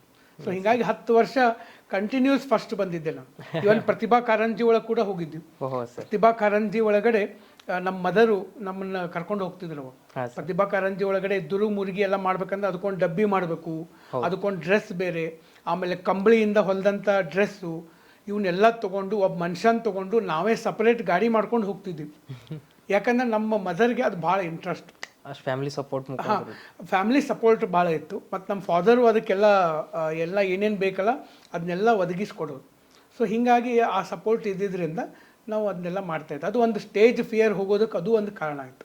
ಎಸ್ ಸರ್, ಆ ಥರ ಆಯಿತು. ಆ್ಯಂಡ್ ಸರ್, ಯುವರ್ ಫ್ಯಾಮಿಲಿ, ನಿಮ್ದು ಈ ವರ್ಕಿಗೆ ನಿಮ್ಮ ಫ್ಯಾಮಿಲಿ ಸಪೋರ್ಟ್ ಬಗ್ಗೆ ಹೇಳೋದಾದ್ರೆ ಸರ್? ಫ್ಯಾಮಿಲಿ ಸಪೋರ್ಟ್ ಅಂತೂ ಭಾಳ ಇದೆ. ಫ್ಯಾಮಿಲಿ ಸಪೋರ್ಟ್ ಇಲ್ಲ ಅಂತಂದರೆ ಏನೂ ಮಾಡೋಕ್ಕಾಗೋದಿಲ್ಲ ನನ್ನ ಪ್ರಕಾರ. ಅಥವಾ ಫ್ಯಾಮಿಲಿ ಸಪೋರ್ಟ್ ಇಲ್ಲದೇ ಒಬ್ಬ ವ್ಯಕ್ತಿ ಇಲ್ಲಿವರೆಗೂ ಬಂದಿದ್ದಾನೆ ಅಂತಂದ್ರೆ ಫ್ಯಾಮಿಲಿ ಸಪೋರ್ಟ್ ಇದ್ದರೆ ಇದ್ರ 10 ಪಟ್ಟು ಅವ್ನು ಪಕ್ಕ ಹೋಗ್ತಾನೆ. ಅದು ನನ್ನ ಅಭಿಪ್ರಾಯ. ಸೊ ಫ್ಯಾಮಿಲಿ ಸಪೋರ್ಟ್ ಭಾಳ ಇದೆ. ಮತ್ತು ನಾನು ಆ್ಯಕ್ಚುಲಿ ನಮ್ಮ ತಂದೆ ತಾಯಿ ಸಪೋರ್ಟ್ ಮಾಡಿದರು. ಬಟ್ ನಾನು ನಿಮಗೆ ಹೇಳಿದೆ, ನಮ್ಮ ಮದರ್ 2015ರಲ್ಲಿ ತೀರ್ಕೊಂಡ್ರು. ಅದಾದಮೇಲೆ ನಮ್ಮ ಫಾದರ್ಗೆ ಭಾಳ ಲೋನ್ಲಿನೆಸ್ ಆಯಿತು. ಅವಾಗ ನಾವು ಸೆಕೆಂಡ್ ಮ್ಯಾರೇಜ್ ಕೂಡ ಮಾಡಿದ್ದೀವಿ. ಅವ್ರು ಬೊಟ್ಟ ಬೇಡ ಅಂತ ಹೇಳಿದರು. ಬಟ್ ಅವರು ಚೆನ್ನಾಗಿರ್ಬೇಕು. ಸೊ ಅದಕ್ಕಾಗಿ ನಾವು ಸೆಕೆಂಡ್ ಮ್ಯಾರೇಜ್ ಮಾಡಿದ್ವಿ. ಅವರು ನಮ್ಮ ಹೊಸ ಮದರ್ ಏನು ಬಂದಿದ್ದಾರ ಅವರು ಕೂಡ ಮೊದಲಿನ ನಮ್ಮ ಮದರ್ ಏನಿದ್ರಲ್ಲ ಅದೇ ಥರ ಇದೆ, ಅಷ್ಟು ಚಂದ ಹೊಂದ್ಕೊಂಡು ಹೋಗ್ತಾ ಇದ್ದಾರೆ. ಅದಕ್ಕೆ ನನಗೆ ಭಾಳ ಪ್ರೌಡ್ ಫೀಲ್ ಆಗೋದು, ಲಕ್ಕಿ ಅಂತೇಳಿ ಫೀಲ್ ಆಗೋದು. ಅದು ಒಂದು. ಆಮೇಲೆ ನಮ್ಮ ತಂದೆ ತಾಯಿ ಈಗ, ಆಮೇಲೆ ನಮ್ಮ ಪತ್ನಿ ಬಗ್ಗೆ ಅಂತೂ ನಾನು ಈಗಾಗಲೇ ಹೇಳಿದ್ದೀನಿ. ಆಮೇಲೆ ಮಗಳನ್ನು ಸಪೋರ್ಟಿವ್ ಅದಾಳೆ, ಇನ್ನೂ ಸಣ್ಣಕ್ಕೆ ಅದಾಳಕಿ, ಡೆಫಿನೆಟ್ಲಿ ಸಪೋರ್ಟಿವ್ ಅದಾಳ. ಇದ್ರ ಜೊತೆಗೆ ಇನ್ನೊಂದು ಹೇಳ್ಬೇಕಪ್ಪ ಅಂದರೆ, ನಾನು ನಮ್ಮ ತಂದೆ ತಾಯಿಗೆ ಒಬ್ಬನೇ ಮಗ. ಅಕ್ಕ ತಂಗಿ ಅಣ್ಣ ತಮ್ಮ ಯಾರೂ ಇಲ್ಲ, ಅಂದರೆ ಓನ್ ಆಗಿ. ಬಟ್ ನಮ್ಮ ಕಸಿನ್ಸ್ ಭಾಳ ಜನ ಅದ. ನಮ್ಮ ಕಸಿನ್ ಸಿಸ್ಟರ್ಸು, ನಮ್ಮ ಕಸಿನ್ ಬ್ರದರ್ಸು. ಬಹುಶಃ ನನಗೆ ಓನ್ ಸಿಸ್ಟರ್ ಓನ್ ಬ್ರದರ್ ಇದ್ದರೂ ಅವ್ರು ನನ್ನ ಜೊತೆ ಇಷ್ಟು ನಿಲ್ತಿದ್ರಲ್ಲೂ ಗೊತ್ತಿಲ್ಲ. ಅಷ್ಟು ನನ್ನ ಜೊತೆಗೆ ನಿಂತು ಸಹಾಯ ಸಹಕಾರ ಎಲ್ಲ ಕೊಡ್ತಾರೆ. ಅದರೊಳಗಡೆ ಕೆಲವು ಜನ ಬಿಸ್ನೆಸ್ ಮಾಡ್ತಾರೆ, ಕೆಲವು ಜನ ಇಂಜಿನಿಯರ್ ಅದಾರ, ಕೆಲವು ಜನ ಡಾಕ್ಟರ್ ಅದಾರ, ಕೆಲವು ಜನ ಹೌಸ್ ವೈಫ್ ಅದಾರ. ಭಾಳಷ್ಟು ಹೆಲ್ಪ್ ಮಾಡ್ತಾರೆ, ಪ್ರತಿಯೊಂದಕ್ಕೂ ನನಗೆ ಪ್ರೋತ್ಸಾಹ ಕೊಡ್ತಾರೆ. ಸೊ ಅದು ನನಗೆ ಒಂದು ಪ್ಲಸ್ ಪಾಯಿಂಟ್. ಸೊ ಹೀಗೆಲ್ಲ ಇದು ಬ್ಯಾಕ್ಗ್ರೌಂಡ್ ಇರೋದ್ರಿಂದ ನನಗೆ ಅದು ಭಾಳ ಖುಷಿ ಕೊಡ್ತದೆ. ಮತ್ತು ಅವ್ರ ಪ್ರೋತ್ಸಾಹ, ಅದನ್ನೇ ಹೇಳಿದ್ನಲ್ಲ, ಈ ಮನೆ ಫ್ಯಾಮಿಲಿ ಅನ್ನೋದು ಭಾಳ ಇಂಪಾರ್ಟೆಂಟ್. ಇಲ್ಲಿಂದ ನಮಗೆ ಪ್ರೋತ್ಸಾಹ ಸಿಗ್ಬೇಕು ಮೇನ್. ನಾನು ಭಾಳ ಜನ ನೋಡಿದ್ದೀನಿ, ನಾವು ಒಬ್ಬನೇ ಕರೆಂಟ್ ಅಫೇರ್ಸ್ ಮಾಡೋದಂತಲ್ಲ, ನಾವು ಒಬ್ಬನೇ ಅಂತಲ್ಲ, ಎಷ್ಟೋ ಜನ ಇನ್ನೂ ಚೆನ್ನಾಗಿ ಮಾಡೋರಿದ್ರು. ಫ್ಯಾಮಿಲಿ ಒಳಗೆ ಏನೋ ಪ್ರಾಬ್ಲಮ್ಗಳು. ಭಾಳ ವಿದ್ಯಾರ್ಥಿಗಳನ್ನು ನೋಡಿದ್ದೀನಿ, ಭಾರಿ ಶಾಣೆ ಇರ್ತಾರೆ, ಅವರು ಮುಂದೆ ಬರೋಕೆ ಆಗಂಗಿಲ್ಲ. ಯಾಕೆ ಫ್ಯಾಮಿಲಿ ಒಳಗೆ ಏನೋ ಪ್ರಾಬ್ಲಮ್, ಅದಾಯಿತು ಇದಾಯಿತು, ಹಿಂಗೆ ಭಾಳಷ್ಟು ಕಡೆ ಫ್ಯಾಮಿಲಿಯಲ್ಲಿ ಪ್ರಾಬ್ಲಮ್ ಇತ್ತು ಅಂತಂದರೆ ನಮ್ಮದು ಒಂದು ಕಾಲು ಇಲ್ದಂಗೆ. ಓಕೆ, ಒಂದು ಕಾಲು ಇಲ್ಲ ಅಂತ ತಿಳ್ಕೊಂಬಿಡೋದು ನಾವು. ಸೊ ಅದಕ್ಕಾಗಿ ಆ ಫ್ಯಾಮಿಲಿ ಸಪೋರ್ಟ್ ಕೂಡ ಭಾಳ ಇಂಪಾರ್ಟೆಂಟ್ ನನ್ನ ಪ್ರಕಾರ. ಲೈಫ್ ಒಳಗಡೆ ಅದು ಭಾಳ ಇಂಪಾರ್ಟೆಂಟ್ ಆಗ್ತದೆ. ನಿಜ ಸರ್, ಫ್ಯಾಮಿಲಿ ತುಂಬಾ ಪಾತ್ರ ವಹಿಸುತ್ತೆ ಸರ್ ಪ್ರತಿಯೊಬ್ಬರ ಲೈಫ್ ಸಕ್ಸಸ್ ಅಲ್ಲಿ ಸರ್. ಹೌದು. ಮತ್ತು ನಾವು ಕಷ್ಟದ ಟೈಮ್ನಾಗ ನಮ್ಮ ಜೊತೆ ನಿಂತ್ಕೋಬೇಕು, ಅವೆಲ್ಲ ಭಾಳ ಇಂಪಾರ್ಟೆಂಟ್. ಅದೇ ನಮಗೆ ಆತ್ಮಸ್ಥೈರ್ಯವನ್ನು ಕೊಡೋದು. ನಿಜ ಸರ್. ಅವಾಗ ನಾವು ಹೊರಗಡೆ ಮತ್ತೆ ಹೊಸ ಹೊಸ ಇನಿಷಿಯೇಟಿವ್ಗಳನ್ನು ತೊಗೊಳಕ್ಕೆ ಹೆಲ್ಪ್ ಆಗುವಂಥದ್ದು. S sir. ಆ್ಯಂಡ್ ಸರ್, ಅದೇ ನೀವು ಈ ಅನ್ ಅಕಾಡೆಮಿ ಒಂದು ದೊಡ್ಡ ಪ್ಲಾಟ್ಫಾರ್ಮ್ ಸರ್. ಇಲ್ಲಿ ಇಂಡಿಯಾದಲ್ಲೇ ಒಂದು ರೆವಲ್ಯೂಷನ್ ಕ್ರಿಯೇಟ್ ಮಾಡಿರೋದು ಸರ್ ಅದು ಅನ್ ಅಕಾಡೆಮಿ ಅನ್ನೋದು. ಒಂದು ಸ್ಟಾರ್ಟಪ್ ಆಗಿ ಬೆಳೆದು ಆಲ್ ಓವರ್ ಇಂಡಿಯಾದಲ್ಲಿ ಒಂದು ದೊಡ್ಡ ಕಂಪ್ನಿಯಾಗಿ ಬೆಳೀತು ಸರ್ ಅದು, ಯೂನಿಕಾರ್ನ್ ಆಗೇ ಬೆಳೀತು ಸರ್ ಅದು. ಹೌದು ಹೌದು ಆ್ಯಂಡ್ ಅದರಲ್ಲಿ ನೀವು ಜಾಯ್ನ್ ಆಗಿ ಆ್ಯಂಡ್ ವಾಲಂಟಿಯರ್ ಆಗಿ ನೀವೇ ಫಸ್ಟ್ ಟೈಮ್ ನೀವೇ ಅನ್ಸುತ್ತೆ ಸರ್ ಈ ಕರ್ನಾಟಕ PSC ಎಕ್ಸಾಮ್ಗಳಲ್ಲಿ ವಾಲಂಟಿಯರ್ ಆಗಿ ಬಿಟ್ಟು ಬಂದ್ಬಿಟ್ರಿ ಸರ್ ಅದನ್ನು. ಹೌದು ಹೌದು ಅದು ನಮಗೆ ಆಲ್ಮೋಸ್ಟ್ ಆಲ್ ಸ್ಟೂಡೆಂಟ್ಸಿಗೆ ಯಾರಿಗೂ ಗೊತ್ತಿಲ್ಲ ಸರ್, ಏನು ರೀಸನ್ ಅನ್ನೋದೇ ಗೊತ್ತಿಲ್ಲ ಸರ್. ಓಕೆ, ಸ್ಟೂಡೆಂಟ್ಸ್ಗೂ ಗೊತ್ತಿಲ್ಲ, ಮತ್ತು ಮಹೇಶ್ ಅವ್ರಿಗೂ ಅದು ಭಾಳ ಕುತೂಹಲ ಇದೆ ಕೇಳಬೇಕಂತ. ಫಸ್ಟ್ ಟೈಮ್ ಮಹೇಶ್ ಅವ್ರು ಕೇಳಿದಾಗೂ ಹೇಳಿದ್ರು ಸರ್ ಅನ್ ಅಕಾಡೆಮಿ ಯಾಕೆ ಬಿಟ್ರಿ ಅಂತೇಳಿ. First an academy it's a very well known platform. It was a well known platform. ನಮ್ಮ ಕರ್ನಾಟಕದಲ್ಲಿ, ಇಂಡಿಯಾದಲ್ಲಿ ಆನ್ಲೈನ್ ಎಜುಕೇಷನನ್ನು ಭಾಳ ಜಲ್ದಿಯಾಗಿ ಅವರು ಸ್ಪ್ರೆಡ್ ಮಾಡಿದರು ಮತ್ತು ಭಾಳ ಕಡಿಮೆ ಟೈಮ್ ಒಳಗಡೆ ಸ್ಕೇಲ್ ಮಾಡಿದರು. ಓಕೆ, ಸೊ ಮತ್ತು ನಮಗೂ, ನಾನು ಒಂದು 2 ವರ್ಷ ಅಲ್ಲಿ ಕೆಲಸ ಮಾಡಿದ್ದೀನಿ, ನನಗೂ ಅನ್ನ ಹಾಕಿದಂಥ ಸಂಸ್ಥೆ. ಓಕೆ, ಬಟ್ ಅನ್ ಅಕಾಡೆಮಿ ಇನ್ನೂ ಚೆನ್ನಾಗಿ ನಡೀತಾ ಇದ್ದಾಗಲೇ ನಾನು ಅಲ್ಲಿಂದ ಬಿಟ್ಟೆ. ಇದು ಯಾಕೆ ಅನ್ನೋದು ಭಾಳ ಮಂದಿಗೆ ಡೌಟ್ ಇದೆ. ಈಗ ಏನಾಗ್ತದೆ ಅಂತಂದರೆ, ನಾವೊಂದು ಬಸ್ಸಲ್ಲಿ ಹೋಗ್ತಾ ಇರ್ತೀವಿ, ಆ ಬಸ್ಸಲ್ಲಿ ಹೊಂಟಾಗ ಬಸ್ಸಿಗೆ ಬ್ರೇಕ್ ಫೇಲ್ ಆಗಿಬಿಡ್ತದೆ. ಬ್ರೇಕ್ ಫೇಲ್ ಆಯಿತು, ನಾನು ಡ್ರೈವರ್ ಹೇಳ್ತೀನಿ ಬ್ರೇಕ್ ಫೇಲ್ ಆಗಿದೆ ಅಂತೇಳಿ. ಆದರೆ ಡ್ರೈವರ್ ಏನು ಮಾಡ್ತಾನೆ, ಬ್ರೇಕ್ ಹಾಕಬೇಕು ಅಥವಾ ಗಾಡಿ ಸ್ಲೋ ಮಾಡಬೇಕು, ಇನ್ನೂ ಆಕ್ಸಿಲೇಟ್ರ್ ಕೊಡ್ತಾನೆ, ನಮ್ಮ ಮಾತು ಕೇಳೋಂಗಿಲ್ಲ. ಪಕ್ಕದಲ್ಲಿ ನೀವು ಕುಂತಿರ್ತೀರಿ, ನಿಮಗೆ ಹೇಳ್ತೀನಿ ನಾನು, ಇಲ್ಲ ಬ್ರೇಕ್ ಫೇಲ್ ಆಗಿದೆ, ಇವ್ನು ಹಂಗೆ ಆಕ್ಸಿಲೇಟ್ರ್ ಮಾಡ್ತಾ ಇದ್ದಾನೆ, ಇದು ಪಕ್ಕ ಆಕ್ಸಿಡೆಂಟ್ ಆಗ್ತದಂತೆ. ಪಕ್ಕದಲ್ಲಿ ಕುಂತವರು ಕೇಳೋಂಗಿಲ್ಲ, ಪಕ್ಕದಲ್ಲಿ ಕುಂತವರು ಕೇಳುವಲ್ರು, ಆ ಡ್ರೈವರು ಕೇಳುವಲ್ಲ. ಮತ್ತು ನಮ್ಮ ಲೈಫ್ ನಾವು ಉಳಿಸ್ಕೋಬೇಕಲ್ಲ, ಏನು ಮಾಡಬೇಕು, ಬಸ್ಸಿಂದ ಇಳಿದು. ಸೇಮ್ ನಾನು ಅದನ್ನೇ ಮಾಡಿದ್ದು. ಆ್ಯಂಡ್ ಬಸ್ ಆಕ್ಸಿಡೆಂಟ್ ಆಯ್ತು ಆಮೇಲೆ. So this is what the story. ಅನ್ ಅಕಾಡೆಮಿಯಲ್ಲಿ ಇದ್ದಾಗ ನಾನು ಅವ್ರಿಗೆ ಹೇಳಿದೆ, ಇದು ಈ ಥರ ಡಿಸಿಷನ್ಗಳಿಂದ ನಮ್ಮ ಈ ಕಂಪ್ನಿ ಬಂದಾಗ್ತದೆ ಅಂತೇಳಿ. But no one is ready to listen to me. Okay, but ನನಗೆ ಮತ್ತು ನಮ್ಮದು ಲೈಫ್ ಇಂಪಾರ್ಟೆಂಟ್ ಅಲ್ಲ, ನಮ್ಮದು ಫ್ಯಾಮಿಲಿ ಇರ್ತದೆ, ಇವು ಇರ್ತಾವೆ ಎಲ್ಲ. ಸೊ ಹೀಗಾಗಿ I have quit it. Okay, so ಈ ಥರ ಅಂದರೆ ನಂಗೆ ಫ್ಯೂಚರ್ ಕಾಣಿಸ್ಬೇಕಲ್ಲ, ಫ್ಯೂಚರಿಸ್ಟಿಕ್ ಇರಬೇಕಲ್ಲ. ಈಗ ನಾಳೆ ನೀವು ಒಂದು ಕಂಪ್ನಿ ಒಳಗೆ ಅದೀರಿ ಅಂತಂದ್ರೆ, ಆ ಕಂಪ್ನಿ ಓನರು ಏನು ಬೇಕಾದರೆ ಡಿಸಿಷನ್ ತೊಗೊಳಕತ್ತ, ನಾವು ಇನ್ನೂ ಅಲ್ಲೇ ಇದ್ದೀವಿ ಅಂತಂದರೆ, we are bringing our family to the risk, our career to the risk. ಹೌದು. ಸೊ ಹೀಗಾಗಿ ನಂಗೆ ಅವಾಗ ಅನ್ನಿಸ್ತು, ಬಟ್ ನಾನು ಅವಾಗ ಹೊರಗಡೆ ಬಂದೆ ಅಷ್ಟೇ. ಬಟ್ ಅದನ್ನು ಬಿಟ್ಟರೆ it's a very good platform. Okay, ಅನ್ ಅಕಾಡೆಮಿ ಇದ್ದಿದ್ದರಿಂದನೇ ನಮಗೆ ಸಾಕಷ್ಟು ಅದರಿಂದ ಬೆನಿಫಿಟ್ ಕೂಡ ಆಯಿತು. ಒಂದು ಒಳ್ಳೆ ಪ್ಲ್ಯಾಟ್ಫಾರ್ಮ್ ಸಿಕ್ತು, ಟೆಕ್ನಾಲಜಿ ನಮಗೆ ಸಾಕಷ್ಟು ಅವರಿಂದ ತಿಳಿತು. ಓಕೆ, ಸೊ ಅದರೊಳಗಡೆ 2 ಮಾತಿಲ್ಲ. ಬಟ್ ಅದು ಅದು ಬಂದಂಥ ವೇಗ ನೋಡಿದ್ರೆ ಮಿನಿಮಮ್ 20-25 ಇಯರ್ಸ್ ಇರಬೇಕಾಗಿತ್ತು. ಬಟ್ ಅದು 2 to 3 ಇಯರ್ಸ್ ಒಳಗಡೆ ಕ್ಲೋಸ್ ಆಗಿದ್ದು ನನಗೂ ಕೂಡ ಮನಸ್ಸಿಗೆ ಭಾಳ ಬೇಜಾರಾಗಿದೆ. But it was happened. Okay, ಏನು ಮಾಡೋಕ್ಕೆ ಬರೋಂಗಿಲ್ಲ. ಭಾಳಷ್ಟು ಎಡ್ಟೆಕ್ಗಳು, ಎಜುಕೇಷನ್ ಟೆಕ್ನಾಲಜಿ ಇನ್ಸ್ಟಿಟ್ಯೂಟ್ಗಳು ಈ ಥರ ಆಗ್ತಾಯಿದ್ದವು. ಸೊ ದೂರದೃಷ್ಟಿ ಅಂತ ಏನು ಕರಿತೀವಲ್ಲ, ಅದು ಭಾಳ ಇಂಪಾರ್ಟೆಂಟ್ ಆಗ್ತದೆ ಆ ಥರ. Yes sir. ಓಕೆ, ನಂಗೆ ಇವಾಗ ಗೊತ್ತಾಯ್ತು ಸರ್. ಸರ್ ಇತ್ತೀಚೆಗೆ ಒಬ್ಬರು ಜಡ್ಜ್ ಮಾತಾಡೋದನ್ನ ನಾನು ಕೇಳಿದೆ ಸರ್. ಅವ್ರು ತೀರ್ಪು ಮಾಡೋ ಇದನ್ನ KPSC ಸ್ಕ್ಯಾಮ್ ರಿಲೇಟೆಡ್ ಒಂದು ತೀರ್ಪು ಇರುವಾಗ ಸರ್, ಒಂದು ಜಡ್ಜ್ಮೆಂಟ್ ಇರುವಾಗ ಅವ್ರು ಮಾತಾಡಿದ್ದು ಸರ್. ಇದು ಈ KPSC ಅವರಿಗೆ ಒಂದು ಇದನ್ನ ಮಾತು ಹೇಳ್ತಾರೆ ಸರ್ ಅವರು, ಈ ಒಂದು ಇಲ್ಲ ನೀವು ರೆಕ್ರೂಟ್ಮೆಂಟ್ ಮಾಡ್ರಿ ಈ ಥರ, ಅದನ್ನು ಮಾಡಿದರೆ ಫುಲ್ ಟ್ರಾನ್ಸ್ಪರೆನ್ಸಿಯಾಗಿ ಮಾಡಿ ಈ ಥರ, ಮತ್ತು ಇಲ್ಲ ಅಂದರೆ ಅದನ್ನ ಏನು ಮಾಡಿರಿ, ಹರಾಜಿಗೆ ಇಟ್ಬಿಡ್ರಿ ಪೋಸ್ಟ್ಗಳನ್ನ. ಯಾವ ರೊಕ್ಕ ಇರುತ್ತೆ ಅವ ಬಂದು ತೊಗೊಂಡು ಹೋಗ್ಬಿಡ್ತಾನಪ್ಪ ಪೋಸ್ಟ್. ಇದ್ದವರು ರೊಕ್ಕ ಕೊಟ್ಟು ಆ ಪೋಸ್ಟ್ನ ತೊಗೋತಾರೆ, ಇಲ್ದಿರೋರು ಬೇರೆ ಕೆಲಸನಾದರೂ ಮಾಡ್ತಾರೆ ಅಂತೇಳಿ. ಈ ಥರ ಒಂದು ನಿಜವಾಗ್ಲೂ ಅನಿಸ್ತದೆ ಸರ್. ಇವರು ಈ ಥರ ಮಾಡ್ತಿರ್ಬೇಕಾದ್ರೆ ಜಡ್ಜ್ಗಳೇ KPSC ಈ ಥರ ಹೇಳ್ತಾ ಇದೆ ಸರ್. ಆದರೂ KPSC ಇನ್ನೂ ಸುಧಾರಿಸ್ತಾ ಇಲ್ಲ ಸರ್. ಹೌದು, ಡೆಫಿನೆಟ್ಲಿ KPSC ಬಗ್ಗೆ ನೆಗೆಟಿವ್ ಅಭಿಪ್ರಾಯಗಳು ಮತ್ತು ಅವರು ಸಾಕಷ್ಟು ಕೋರ್ಟ್ ಕೇಸ್ಗಳಲ್ಲಿ ಚಿಮಾರಿ ಹಾಕಿಸ್ಕೊಂಡಿದ್ದಾರೆ ಪ್ರತಿ ಎಕ್ಸಾಮ್ ಆಲ್ಮೋಸ್ಟ್ ಇತ್ತೀಚಿನ ದಿನಗಳಲ್ಲಿ ಪ್ರತಿ ಎಕ್ಸಾಮಲ್ಲೂ. ಸೊ ಅದಕ್ಕೆ ನಂದು ಅಭಿಪ್ರಾಯ ಅದೇ, ಒಂದು ಕಾಲ್ಫಾರ್ಮ್ ಆದರೂ ಮಾಡಿರಿ, ಇಲ್ಲ ಅಂತಂದರೆ ಆ ಸೀಟ್ಗಳನ್ನು ಹರಾದು ಹಾಕಿಬಿಡ್ರಿ. ಓಕೆ, ಯಾಕಂದ್ರೆ ದುಡ್ಡು ಇದ್ದವ್ ಬರ್ತಾನೆ ತೊಗೊಂಡು ಹೋಗ್ಬಿಡ್ತಾನೆ. ಬಡವರು ಟೈಮ್ ವೇಸ್ಟ್ ಮಾಡೋದು ಕಡಿಮೆ ಆಕತಿ, ಓದೋದು ಕಡಿಮೆ ಆಕತಿ. ಓಕೆ, ಮತ್ತು ನೀವು ಶ್ರೀಮಂತರಿಗೆ ಅಷ್ಟೇ ಕೊಟ್ಕೊತ ಹೋಗ್ಬಿಡ್ರಿ, ಬಡವರು ಹಾಗೆ ಇದ್ಕೊತಾನೆ ಹೋಗ್ಬಿಡ್ತಾರೆ. 2ರಾಗ 1. ಹೌದು, ಯಾಕಂತ ಇಲ್ಲ ಈ KPSC ನಡೆಸುವಂಥ ಈ ಒಂದು ಏನು ರೆಕ್ರೂಟ್ಮೆಂಟ್ಗಳಿದ್ದಾವೆ, ಇವುಗಳನ್ನು UPSCಗಾದರೂ ಟ್ರಾನ್ಸ್ಫರ್ ಮಾಡಿ. UPSC ಒಳಗಡೆ ಸ್ವಲ್ಪ ಕ್ಲೀನಾಗಿ ಇದು ನಡೀತದೆ. ಸೊ ಹೀಗಾಗಿ ಒಂದು ಡಿಸಿಷನ್ ಆದರೂ ಅವ್ರು ತೊಗೋಬೇಕು. ಯಾಕಂದ್ರೆ ಭಾಳಷ್ಟು ದಿವಸಗಳಿಂದ ಸುಪ್ರೀಂ ಕೋರ್ಟ್ ತನಕ ಈ ಕೇಸ್ಗಳು ಹೋಗಿ ಬಂದರೂ ಕೂಡ ಯಾವುದೇ ಸೊಲ್ಯೂಷನ್ ಸಿಗ್ತಾ ಇಲ್ಲ. ಇದು ಏನಾಗ್ತದೆ ಅಂದರೆ, ಈಗ KPSC ಅಂದ ತಕ್ಷಣ ಜನರ ತಲೆ ಒಳಗಡೆ ಬೇರೆಯೇ ವಿಚಾರ ಬರ್ತಾಯಿದೆ. ಒಬ್ಬ ವ್ಯಕ್ತಿ KPSC ಅಂಥೇಳಿ ಅಂದುಕೊಡೆ ನಾರ್ಮಲ್ ವ್ಯಕ್ತಿ, ಕಾಂಪಿಟೇಟಿವ್ ಎಕ್ಸಾಮ್ಗೂ ಅವನಿಗೂ ಸಂಬಂಧನೇ ಇಲ್ಲ, ಅಂಥ ವ್ಯಕ್ತಿಗೂ ಕೂಡ ಅಲ್ಲಿ ಭ್ರಷ್ಟಾಚಾರ ಅನ್ನುವಂಥ ತಲೆಗೆ ಬಂದುಬಿಟ್ಟಿದೆ. ಇದನ್ನ ಅವ್ರಿಗೆ ಅಂಟಿದಂಥ ಕಳಂಕವನ್ನು ಅವರೇ ಇದನ್ನ ಮಾಡಬೇಕು. ಇಲ್ಲ ಅವ್ರಿಗೆ ಅದನ್ನು ತೆಗೋಕ್ಕಾಗಲಿಲ್ಲ ಅಂತಂದರೆ ಇದನ್ನ UPSCಗೆ ಶಿಫ್ಟ್ ಮಾಡೋದು ಭಾಳ ಒಳ್ಳೆಯದು. ಬಟ್ ಒಟ್ಟಿನಲ್ಲಿ ಯಾರು ಪ್ರಾಮಾಣಿಕವಾಗಿ ಓದಿರ್ತಾರ ಆ ಪ್ರಾಮಾಣಿಕ ಅಭ್ಯರ್ಥಿಗಳು ಆಯ್ಕೆ ಆಗಬೇಕು. ಎಸ್ ಮತ್ತು ಪ್ರಾಮಾಣಿಕ ಅಭ್ಯರ್ಥಿಗಳಿಂದ ಮಾತ್ರ ಒಂದು ಗುಡ್ ಗವರ್ನೆನ್ಸ್, ಒಳ್ಳೆಯ ಆಡಳಿತ ಕೊಡೋಕ್ಕೆ ಸಾಧ್ಯ ಇದೆ. ಎಸ್ ಓಕೆ, ಒಬ್ಬನು ತಪ್ಪಿ ನೌಕರಿ ತೊಗೊಂಡ ಅಂದರೆ ಆಮೇಲೆ ಅವನು 1000 ಮಂದಿಗೆ ಮುಳುವಾಗ್ತಾನೆ ನಾಳೆ ಹೋಗಿ, ಹೌದು. ಇಡೀ ಸಮಾಜನೇ ಕೆಡಿಸಿಬಿಡ್ತಾನೆ ಅವನು. ಸೊ ಹಾಗಾಗಿ ಇದು ಭಾಳ ಇಂಪಾರ್ಟೆಂಟ್, ಈ ಎಂಟರ್ ಆಗೋ ಸ್ಟೇಜ್ ಭಾಳ ಇಂಪಾರ್ಟೆಂಟ್. ಸೊ ಹೀಗಾಗಿ KPSCಯಲ್ಲಿ ಸುಧಾರಣೆಗಳಾಗ್ತಾವೆ ಅನ್ನೋಕ್ಕಿಂತ ಅದನ್ನ UPSCಗೆ ಕೊಟ್ಟು ಬಿಡೋದು ಬೆಸ್ಟ್. ಅದನ್ನ UPSC ಕೊಡ್ರಂತನೇ ನಾವು ಒತ್ತಾಯ ಮಾಡ್ತೀನಿ ನಾನು. ಇವ್ರ ಸುಧಾರಣೆ ಅಂತೂ ಇಷ್ಟು ದಿವಸ ಆಗಿಲ್ಲ, ಮತ್ತು ಇವ್ರ ಸುಧಾರಣೆ ಆಗ್ಬಿಡ್ಕ ಇನ್ನು ವಿದ್ಯಾರ್ಥಿಗಳೆಲ್ಲ ಸೀನಿಯರ್ ಸಿಟಿಜನ್ ಆಗಿರ್ತಾರೆ. ಸೊ ಅದಕ್ಕಾಗಿ ಬೆಸ್ಟ್ UPSC ಕೊಟ್ಬಿಡೋದು ಭಾಳ ಬೆಸ್ಟ್. ರೆಕ್ರೂಟ್ಮೆಂಟ್ ಏಜೆನ್ಸಿ ಸೆಂಟ್ರಲ್ ಗೌರ್ಮೆಂಟ್ರದ್ದು ಅಟ್ಲೀಸ್ಟ್ ಅಲ್ಲಿ ಕೊಟ್ಟರಾದ್ರೂ ಬೆಸ್ಟ್. ಎಸ್ ಸರ್, ಹಂಗೆ ಅನ್ನಿಸ್ತದೆ. ಓಕೆ, ಇಲ್ಲಿವರೆಗೂ ನಮಗೆ ಸಮಯ ಕೊಟ್ಟಿದ್ದಕ್ಕೂ ಸರ್, ಆ್ಯಂಡ್ ಇಲ್ಲಿವರೆಗೂ ನಮ್ಮ ಜೊತೆ ತುಂಬ ಕ್ಯಾಂಡಿಡ್ ಕನ್ವರ್ಸೇಷನ್ ಮಾಡಿರೋದಕ್ಕೂ, ಆ್ಯಂಡ್ ಸರ್ ನಮ್ಮ ಮಾತುಗಳು ಏನಾದರೂ ತಪ್ಪುಗಳಿದ್ದರೆ ದಯವಿಟ್ಟು ಕ್ಷಮಿಸಿ ಸರ್. ಆ್ಯಂಡ್ ಈ ಪಾಡ್ಕಾಸ್ಟ್ಗೆ ನಮ್ಗೆ ನಿಜವಾಗ್ಲೂ ಟೈಮ್ ಕೊಟ್ಟಿರೋದಕ್ಕೆ ಸರ್, ನಿಮ್ಮ ಈ ಬ್ಯುಸಿ ಸ್ಕೆಡ್ಯೂಲ್ ಮಧ್ಯೆ ನಮ್ಗೆ ಟೈಮ್ ಕೊಟ್ಟಿರೋದಕ್ಕೆ ಥ್ಯಾಂಕ್ ಯು ಸೊ ಇಲ್ಲ, ಇನ್ನೊಂದು ಹೇಳ್ಬೇಕಪ್ಪ ಅಂತಂದ್ರೆ ನನಗೆ ಒಂದು ಸ್ವಲ್ಪ ಲೇಟ್ ಆಯಿತು ಪಾಡ್ಕಾಸ್ಟ್ ಮಾಡೋದು. ನನಗೊಂದು ಸ್ವಲ್ಪ ಏನೇನೋ ಕೆಲಸ ಬಂತು, ಅದು ನಡು ಹಲ್ಲು ನೋವು ಅಂತ ಬಂದಿತ್ತು, ಹೀಗಾಗಿ ಸ್ವಲ್ಪ ಲೇಟ್ ಆಯಿತು. ಬಟ್ ನನಗೂ ಭಾಳ ಖುಷಿ ಇತ್ತು. ಸೊ ಪಾಡ್ಕಾಸ್ಟ್ ಒಳಗಡೆ ಅನಿಸಿಕೆಗಳನ್ನು ಹಂಚ್ಕೋಬೇಕು ಅಂಥೇಳಿ. ಸೊ ನೀವು ಅದಕ್ಕೊಂದು ಒಂದು ವೇದಿಕೆ ಸೃಷ್ಟಿ ಆಯಿತು. ಇದೆಲ್ಲದಕ್ಕಿಂತ ಹೆಚ್ಚು ಈಗ ಇಲ್ಲಿವರೆಗೆ ಅವ್ರು ನನ್ನ ಬಗ್ಗೆ ಎಲ್ಲ ಕೇಳಿದರು, ನಾನು ಹೇಳಿದೆ. ಬಟ್ 1-2 ಮಾತು, ಅವ್ರ ಟೀಮ್ ಬಂದಿದೆ, 3 ಜನ ಅವರು ಟೀಮ್ ಬಂದಿದ್ದಾರೆ. ಅದರೊಳಗಡೆ ಮಹೇಶ್ ಅವ್ರು ಇರ್ಬೋದು, ಆಮೇಲೆ ರಮೇಶ್ ಅವ್ರು ಇರ್ಬೋದು, ಆಮೇಲೆ ಶ್ರೀಶೈಲ್ ಅವ್ರು ಇರ್ಬೋದು. ಸೊ ಒಂದು ಒಳ್ಳೆಯ ಎಫರ್ಟ್ ಹಾಕ್ತಾಯಿದ್ದಾರೆ. ನಾ ಈಗ ಅವ್ರ ಜೊತೆನೇ ಮಾತಾಡ್ತಾ ಇದ್ದೆ. ಈಗ ಅವರು ಪಾಡ್ಕಾಸ್ಟ್ ಶುರು ಮಾಡಿದ್ದಾರೆ.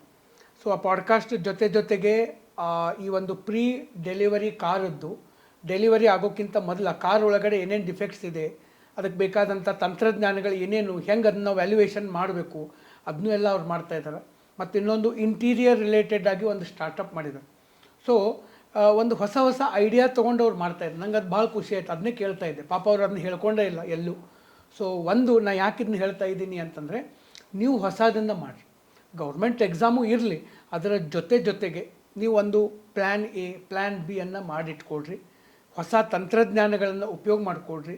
ಸಾಕಷ್ಟು ಹೊರಗಡೆ ಇವತ್ತು ದುನಿಯಾ ಭಾಳ ದೊಡ್ಡದಾಗಿ ಬೆಳೀತಾ ಇದೆ. ಸೊ ಅವ್ರೇನು ಹೊಸದು ಮಾಡ್ತಾ ಇದ್ದಾರೆ, ಅದು ನನಗೆ ಭಾಳ ಖುಷಿ ಅನ್ನಿಸ್ತು.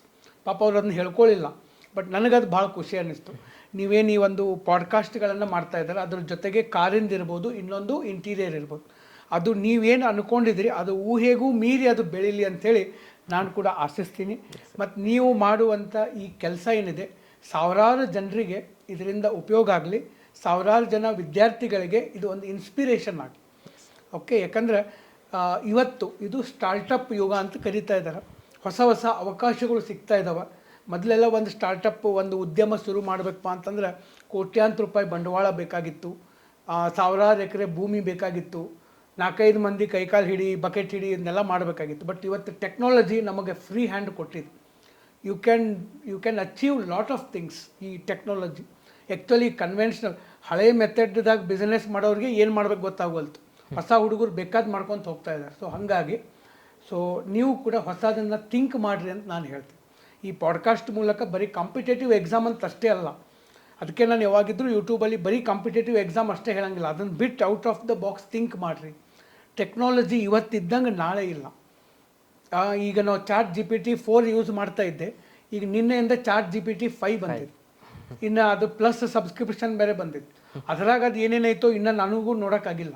ಅಂದರೆ ಇಷ್ಟು ಹೊಸ ಟೆಕ್ನಾಲಜಿ ಬರ್ತಾ ಇರೋ, ಭಾಳ ಈಸಿ ಆಗ್ತಾಯಿದೆ life if you have knowledge ಇಲ್ಲ ಅಂತಂದರೆ ಆ ಲೈಫ್ ಭಾಳ ಟಫ್ ಆಗ್ತಾಯಿದೆ. ನಾಳೆ ಜೀವನ ಹೆಂಗಪ್ಪ ಅಂತ ಕೆಲವು ಮಂದಿ ಯೋಚನೆ ಮಾಡ್ತಾಯಿದ್ದಾರೆ. ಕೆಲವು ಮಂದಿಗೆ ಜೀವನ ಎಷ್ಟು ಈಸಿ ಆತಲ್ಲಪ್ಪ ಅಂತ ಕೆಲವು ಮಂದಿಗೆ ಅನ್ನಿಸ್ತಾ ಇದೆ. ಎಲ್ಲರೂ ಇಂಡಿಯಾದಾಗ ಅದಾರ, ಎಲ್ಲರ ಮುಂದೆ ಅದೇ ಲ್ಯಾಪ್ಟಾಪ್ ಇದೆ, ಎಲ್ಲರ ಮುಂದೆ ಅದೇ ಇಂಟರ್ನೆಟ್ ಇದೆ. ಆದರೆ ನಮಗೆ ಸಿಗ್ತಕ್ಕಂಥ ಅಪಾರ್ಚುನಿಟಿಗಳನ್ನು ಎಲ್ಲರಿಗೂ ನೋಡೋಕ್ಕಾಗ್ತಾ ಇಲ್ಲ. ಸೊ ಹಾಗಾಗಿ ಆ ಅಪಾರ್ಚುನಿಟಿಗಳು ಇದ್ದಾವೆ. ಆ ಅಪಾರ್ಚುನಿಟಿಗಳನ್ನು ನೋಡಿರಿ, ಅವುಗಳನ್ನು ಬಳಸ್ಕೊಡಿ. ಓಕೆ, ಕಳೆದ ಈಗ ನಮ್ಮ ತಂದೆ ತಾಯಿಗಳಿದ್ದಂಥ ಕಾಲದಲ್ಲೆಲ್ಲ ಅವಾಗ ಭಾಳ ಸ್ಲೋ ಇತ್ತು ಎಕಾನಮಿ. ಅವರು 50 ವರ್ಷ ಬೆಳೆದಷ್ಟು ನಾವು 5 ತಿಂಗಳಾಗ ಬೆಳಿಬೋದು. ಅಂಥ ತಂತ್ರಜ್ಞಾನ ಇವತ್ತು ಬೆಳೆದಿದೆ. ಅಷ್ಟು ನಮಗೆ ಫ್ರೀ ಹ್ಯಾಂಡ್ ಸಿಕ್ಕಿದೆ. ಸೊ ಅದಕ್ಕಾಗಿ ನಾನು ಈ ಒಂದು ಪಾಡ್ಕಾಸ್ಟ್ ಮೂಲಕ ಕೇಳ್ಕೊಳ್ಳೋದು ಇಷ್ಟೇ. ಅದಕ್ಕೆ ನಾನು ಅವ್ರದ್ದು ಉದಾಹರಣೆ ಹೇಳಿದೆ. ಹೊಸ ಆಲೋಚನೆಗಳನ್ನು ಮಾಡಿರಿ, ಇಂಟರ್ನೆಟ್ಟನ್ನು ಸರಿಯಾಗಿ ಬಳಸ್ರಿ. ಬರೀ ನಾವು ವಾಟ್ಸಪ್ಪು, ಫೇಸ್ಬುಕ್ಕು, ಇನ್ಸ್ಟಾಗ್ರಾಮು ಇಲ್ಲಿ ಭಾಳ ಕಳೆದು ಹೋಗ್ತಾ ಇದೆ. ಸೋಷಿಯಲ್ ಮೀಡಿಯಾಗಳಲ್ಲಿ ಭಾಳ ಕಳೆದು ಹೋಗ್ತಾ ಇದೆ. ಸೊ ಅದಕ್ಕಾಗಿ ಎಲ್ಲೆಲ್ಲಿ ಅವಕಾಶಗಳಿದಾವೆ, ನಿಮಗೆ ಇಂಟ್ರೆಸ್ಟ್ ಯಾವ ಫೀಲ್ಡ್ ಇದೆ ಆ ಫೀಲ್ಡ್ ಒಳಗಡೆ ನೀವು ಸ್ವಲ್ಪ ನೋಡ್ಕೊತ ಹೋಗಬೇಕು. ಏನು ಮಾಡತ್ತಾರ ಹೊಸವಾಗಿ, ಅವ್ರು ಏನು ಮಾಡತ್ತಾರ, ಇವ್ರು ಏನು ಮಾಡತ್ತಾರ. ಸೊ ಹಿಂಗೆ ಒಬ್ಬೊಬ್ಬರಿಗೆ ಒಂದೊಂದು. ಈಗ ಅವ್ರು ಪಾಡ್ಕಾಸ್ಟ್ ಮಾಡ್ತಾ ಇದ್ದಾರೆ. ಆ ಡಾಕ್ಟರ್ ಬ್ರೋ ಅಂತ ಒಬ್ಬ ಹುಡುಗ ಸರ್, ಅವರು ಟ್ರಾವೆಲಿಂಗ್ ವ್ಲಾಗ್ ಮಾಡಿದರು. ಒಬ್ಬೊಬ್ಬರಿಗೆ ಒಂದೊಂದು ಅಭಿರುಚಿ. ಎಲ್ಲರೂ ಪಾಡ್ಕಾಸ್ಟ್ ಮಾಡಬೇಕಾಗಿಲ್ಲ, ಎಲ್ಲರೂ ಕರೆಂಟ್ ಅಫೇರ್ಸ್ ವಿಡಿಯೋ ಮಾಡಬೇಕಾಗಿಲ್ಲ. ಚೆನ್ನಾಗಿ ಅಡುಗೆ ಮಾಡೋಕ್ಕೆ ಬರ್ತೈತೆ ಅಂದರೆ ನೀವು ಅಡುಗೆ ಮಾಡಿನೂ ದೊಡ್ಡ ದೊಡ್ಡ ಚಾನಲ್ಗಳದಾವೆ ಇಂಡಿಯಾದೊಳಗಡೆ. ಫಾರಿನ್ ಕರೆಸ್ತಾರೆ ಅಡುಗೆ ಮಾಡೋಕ್ಕೆ, ಅಂಥ ದೊಡ್ಡ ದೊಡ್ಡ ಚಾನಲ್ಗಳದಾವೆ. ನಮ್ಮ ಕಡೆ ಏನು ಸ್ಕಿಲ್ ಇದೆ ಅದರ ಮೇಲೆ ವರ್ಕ್ ಮಾಡಿರಿ, ಅದು 4 ಜನರಿಗೆ ತಲುಪಲಿ. 4 ಜನ ಅದರಿಂದ ಅವ್ರ ಜೀವನ ಚೆನ್ನಾಗಿ ಆಗಕತ್ತು ಅಂತಂದರೆ ನಿಮ್ಮನ್ನು ಅವ್ರು ಮೆಚ್ತಾರೆ. That is the first step you start to grow.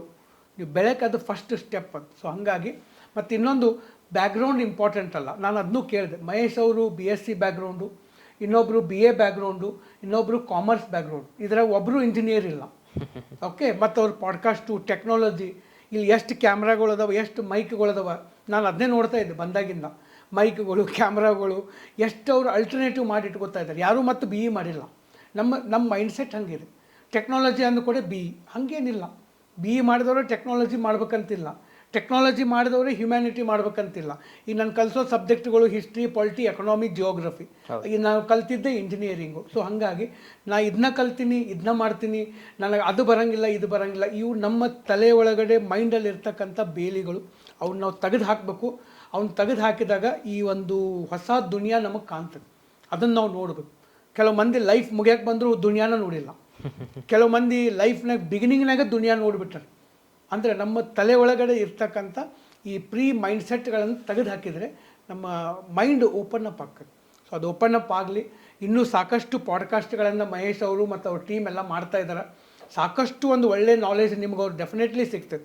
ಯಾಕಂದ್ರೆ ಆಯಾ ಕ್ಷೇತ್ರದ ಪರಿಣಿತರನ್ನು ಕರ್ಕೊಂಬಂದು ಅವ್ರು ಪಾಡ್ಕಾಸ್ಟ್ ಮಾಡ್ತಾರೆ. ಈ ಪಾಡ್ಕಾಸ್ಟ್ ಉದ್ದೇಶ ಏನಪ್ಪ ಅಂತಂದ್ರೆ ಅವರೊಂಥರ ಬ್ರಿಡ್ಜ್ ಇದ್ದಂಗೆ. ಆಯಾ ಕ್ಷೇತ್ರದ ಪರಿಣಿತರು ಬಂದು ನಿಮಗೆ ನಾಲೆಜ್ ಕೊಡ್ತಾರೆ. ಅದಕ್ಕೆ ಅವರೊಂದು ಬ್ರಿಡ್ಜ್ ಒದಗಿಸ್ಕೊಡ್ತಾ ಇದ್ದಾರೆ ಪಾಡ್ಕಾಸ್ಟ್ನಾಗ. ಪಾಡ್ಕಾಸ್ಟ್ ಮೀನಿಂಗ್ ಇದು. ಸೊ ಹಾಗಾಗಿ ಅವುಗಳನ್ನು ನೋಡಿರಿ ಮತ್ತು ಈ ಚಾನಲ್ಗೆ ಸಬ್ಸ್ಕ್ರೈಬ್ ಮಾಡ್ಕೊಳ್ರಿ. ಒಂದು ಒಳ್ಳೆ ನಾಲೆಜ್ ಬರ್ತದೆ. Out of the box thinking. ಅವ್ರು ಮೊನ್ನೆ ಹೇಳತ್ತಿದ್ರು, ಒಬ್ಬರು ಗೈನಕಾಲಜಿಸ್ಟ್ ಬರ್ತಾ ಇದ್ದಾರೆ ಸರ್ ಅಂತೇಳಿ. ಓಕೆ, ಒಬ್ರು ಗೈನಕಾಲಜಿಸ್ಟ್ ಬರ್ತಾರೆ. ಇನ್ನೊಬ್ರು ಯಾರೋ ಸರ್ ಟೂರಿಸ್ಟ್ ಎಕ್ಸ್ಪರ್ಟ್ ಬರ್ತಾರೆ. ಇನ್ನೊಬ್ರು ಯಾರೋ ಟೆಕ್ನಾಲಜಿ ಎಕ್ಸ್ಪರ್ಟ್ ಬರ್ತಾರೆ. ನಮಗೆ ಭಾಳ ನಾಲೆಜ್ ಬೇಕಾಗಿದೆ. ಸಾಕಷ್ಟು ಹೆಲ್ತ್ ಬಗ್ಗೆ ನಾಲೆಜ್ ಬೇಕಾಗಿದೆ. ಇವೆಲ್ಲ ಆ ಒಂದು ಪಾಡ್ಕಾಸ್ಟ್, ಮಹೇಶ್ ಅವ್ರ ಪಾಡ್ಕಾಸ್ಟ್ ಚಾನಲಿಂದ ಸಿಗಲಿ. ಓಕೆ, ಅದರಿಂದ ನಿಮ್ಮ ಲೈಫಲ್ಲೂ ಬದಲಾವಣೆಗಳಾಗಲಿ ಅಂತೇಳಿ ನಾನು ಕೋರ್ಕೋತಾ ಇದ್ದೀನಿ. ಮತ್ತು ಅದರ ಜೊತೆಗೆ ತಾವು ಇಲ್ಲಿಯವರೆಗೆ ಬಂದ್ರಿ. ತಮಗೆ ಸಾಕಷ್ಟು ಪೇಷನ್ಸ್ ಇದೆ. ಇವತ್ತಿನ ವಿದ್ಯಾರ್ಥಿಗಳಿಗೆ ಅದು ಭಾಳ ಇಂಪಾರ್ಟೆಂಟು. ಟೆಕ್ನಾಲಜಿ ಜೊತೆಗೆ ಪೇಷನ್ಸ್ ಸೇರಿದ್ರೆ ಭಾರಿ ಕಾಂಬಿನೇಷನ್ನು. ಸೊ ಹೀಗಾಗಿ ಆ ಒಂದು ಪಾಡ್ಕಾಸ್ಟ್ ನೀವೇನು ಮಾಡ್ತಾಯಿದ್ದೀರಿ ನಂಗೆ ಭಾಳ ಖುಷಿ ಇದೆ. ಮತ್ತು ಈ ಒಂದು ಏನು ಬಂದು ಇದನ್ನೆಲ್ಲ ಮಾಡಿದ್ರಲ್ಲ, ನನಗೂ ಒಂದು ಹೊಸ ಎಕ್ಸ್ಪೀರಿಯನ್ಸ್. ನಾವು ಪಾಡ್ಕಾಸ್ಟ್ ಮಾಡ್ತಾಯಿದ್ದೀವಿ, ಬಟ್ ನಂದು ಪಾಡ್ಕಾಸ್ಟು ಇನ್ನೂ ನಾನು ಎಲ್ಲೂ ಮಾಡಿಲ್ಲ. ಬಟ್ ಇದೊಂದು ಹೊಸ ಎಕ್ಸ್ಪೀರಿಯನ್ಸು. ಮತ್ತು ನಂಗೆ ಗೊತ್ತಾಗದಂಗೆ ಅವ್ರು ನಮ್ಮ ತಂದೆಯವ್ರದ್ದು, ನನ್ನ ಪತ್ನಿದು, ಅವ್ರದ್ದು ಎಲ್ಲ ವೀಡಿಯೋ ತೊಗೊಂಡಿದ್ದಾರೆ. ಸೊ ಇದು ನನಗೊಂದು ಸರ್ಪ್ರೈಸ್ ಕೂಡ ಇತ್ತು. ತಾವೇನು ಇದನ್ನು ಮಾಡ್ತಾಯಿದ್ದೀರಿ ಇನ್ನೂ ಹೆಚ್ಚು ಬೆಳೀಲಿ ಅಂಥೇಳಿ ನಾನು ಕೂಡ ಆಶಿಸ್ತಾ ಇದ್ದೀನಿ. ಒನ್ಸ್ ಅಗೇನ್ ತಮಗೂ ಕೂಡ ಧನ್ಯವಾದಗಳು ಮತ್ತು ಎಲ್ಲ ವೀಕ್ಷಕರಿಗೂ ಕೂಡ ಧನ್ಯವಾದಗಳು. Thank you so much sir. Thank you. That's left, right, go. Got a rollie for the brunch and a panic for the show. That's left, right, go.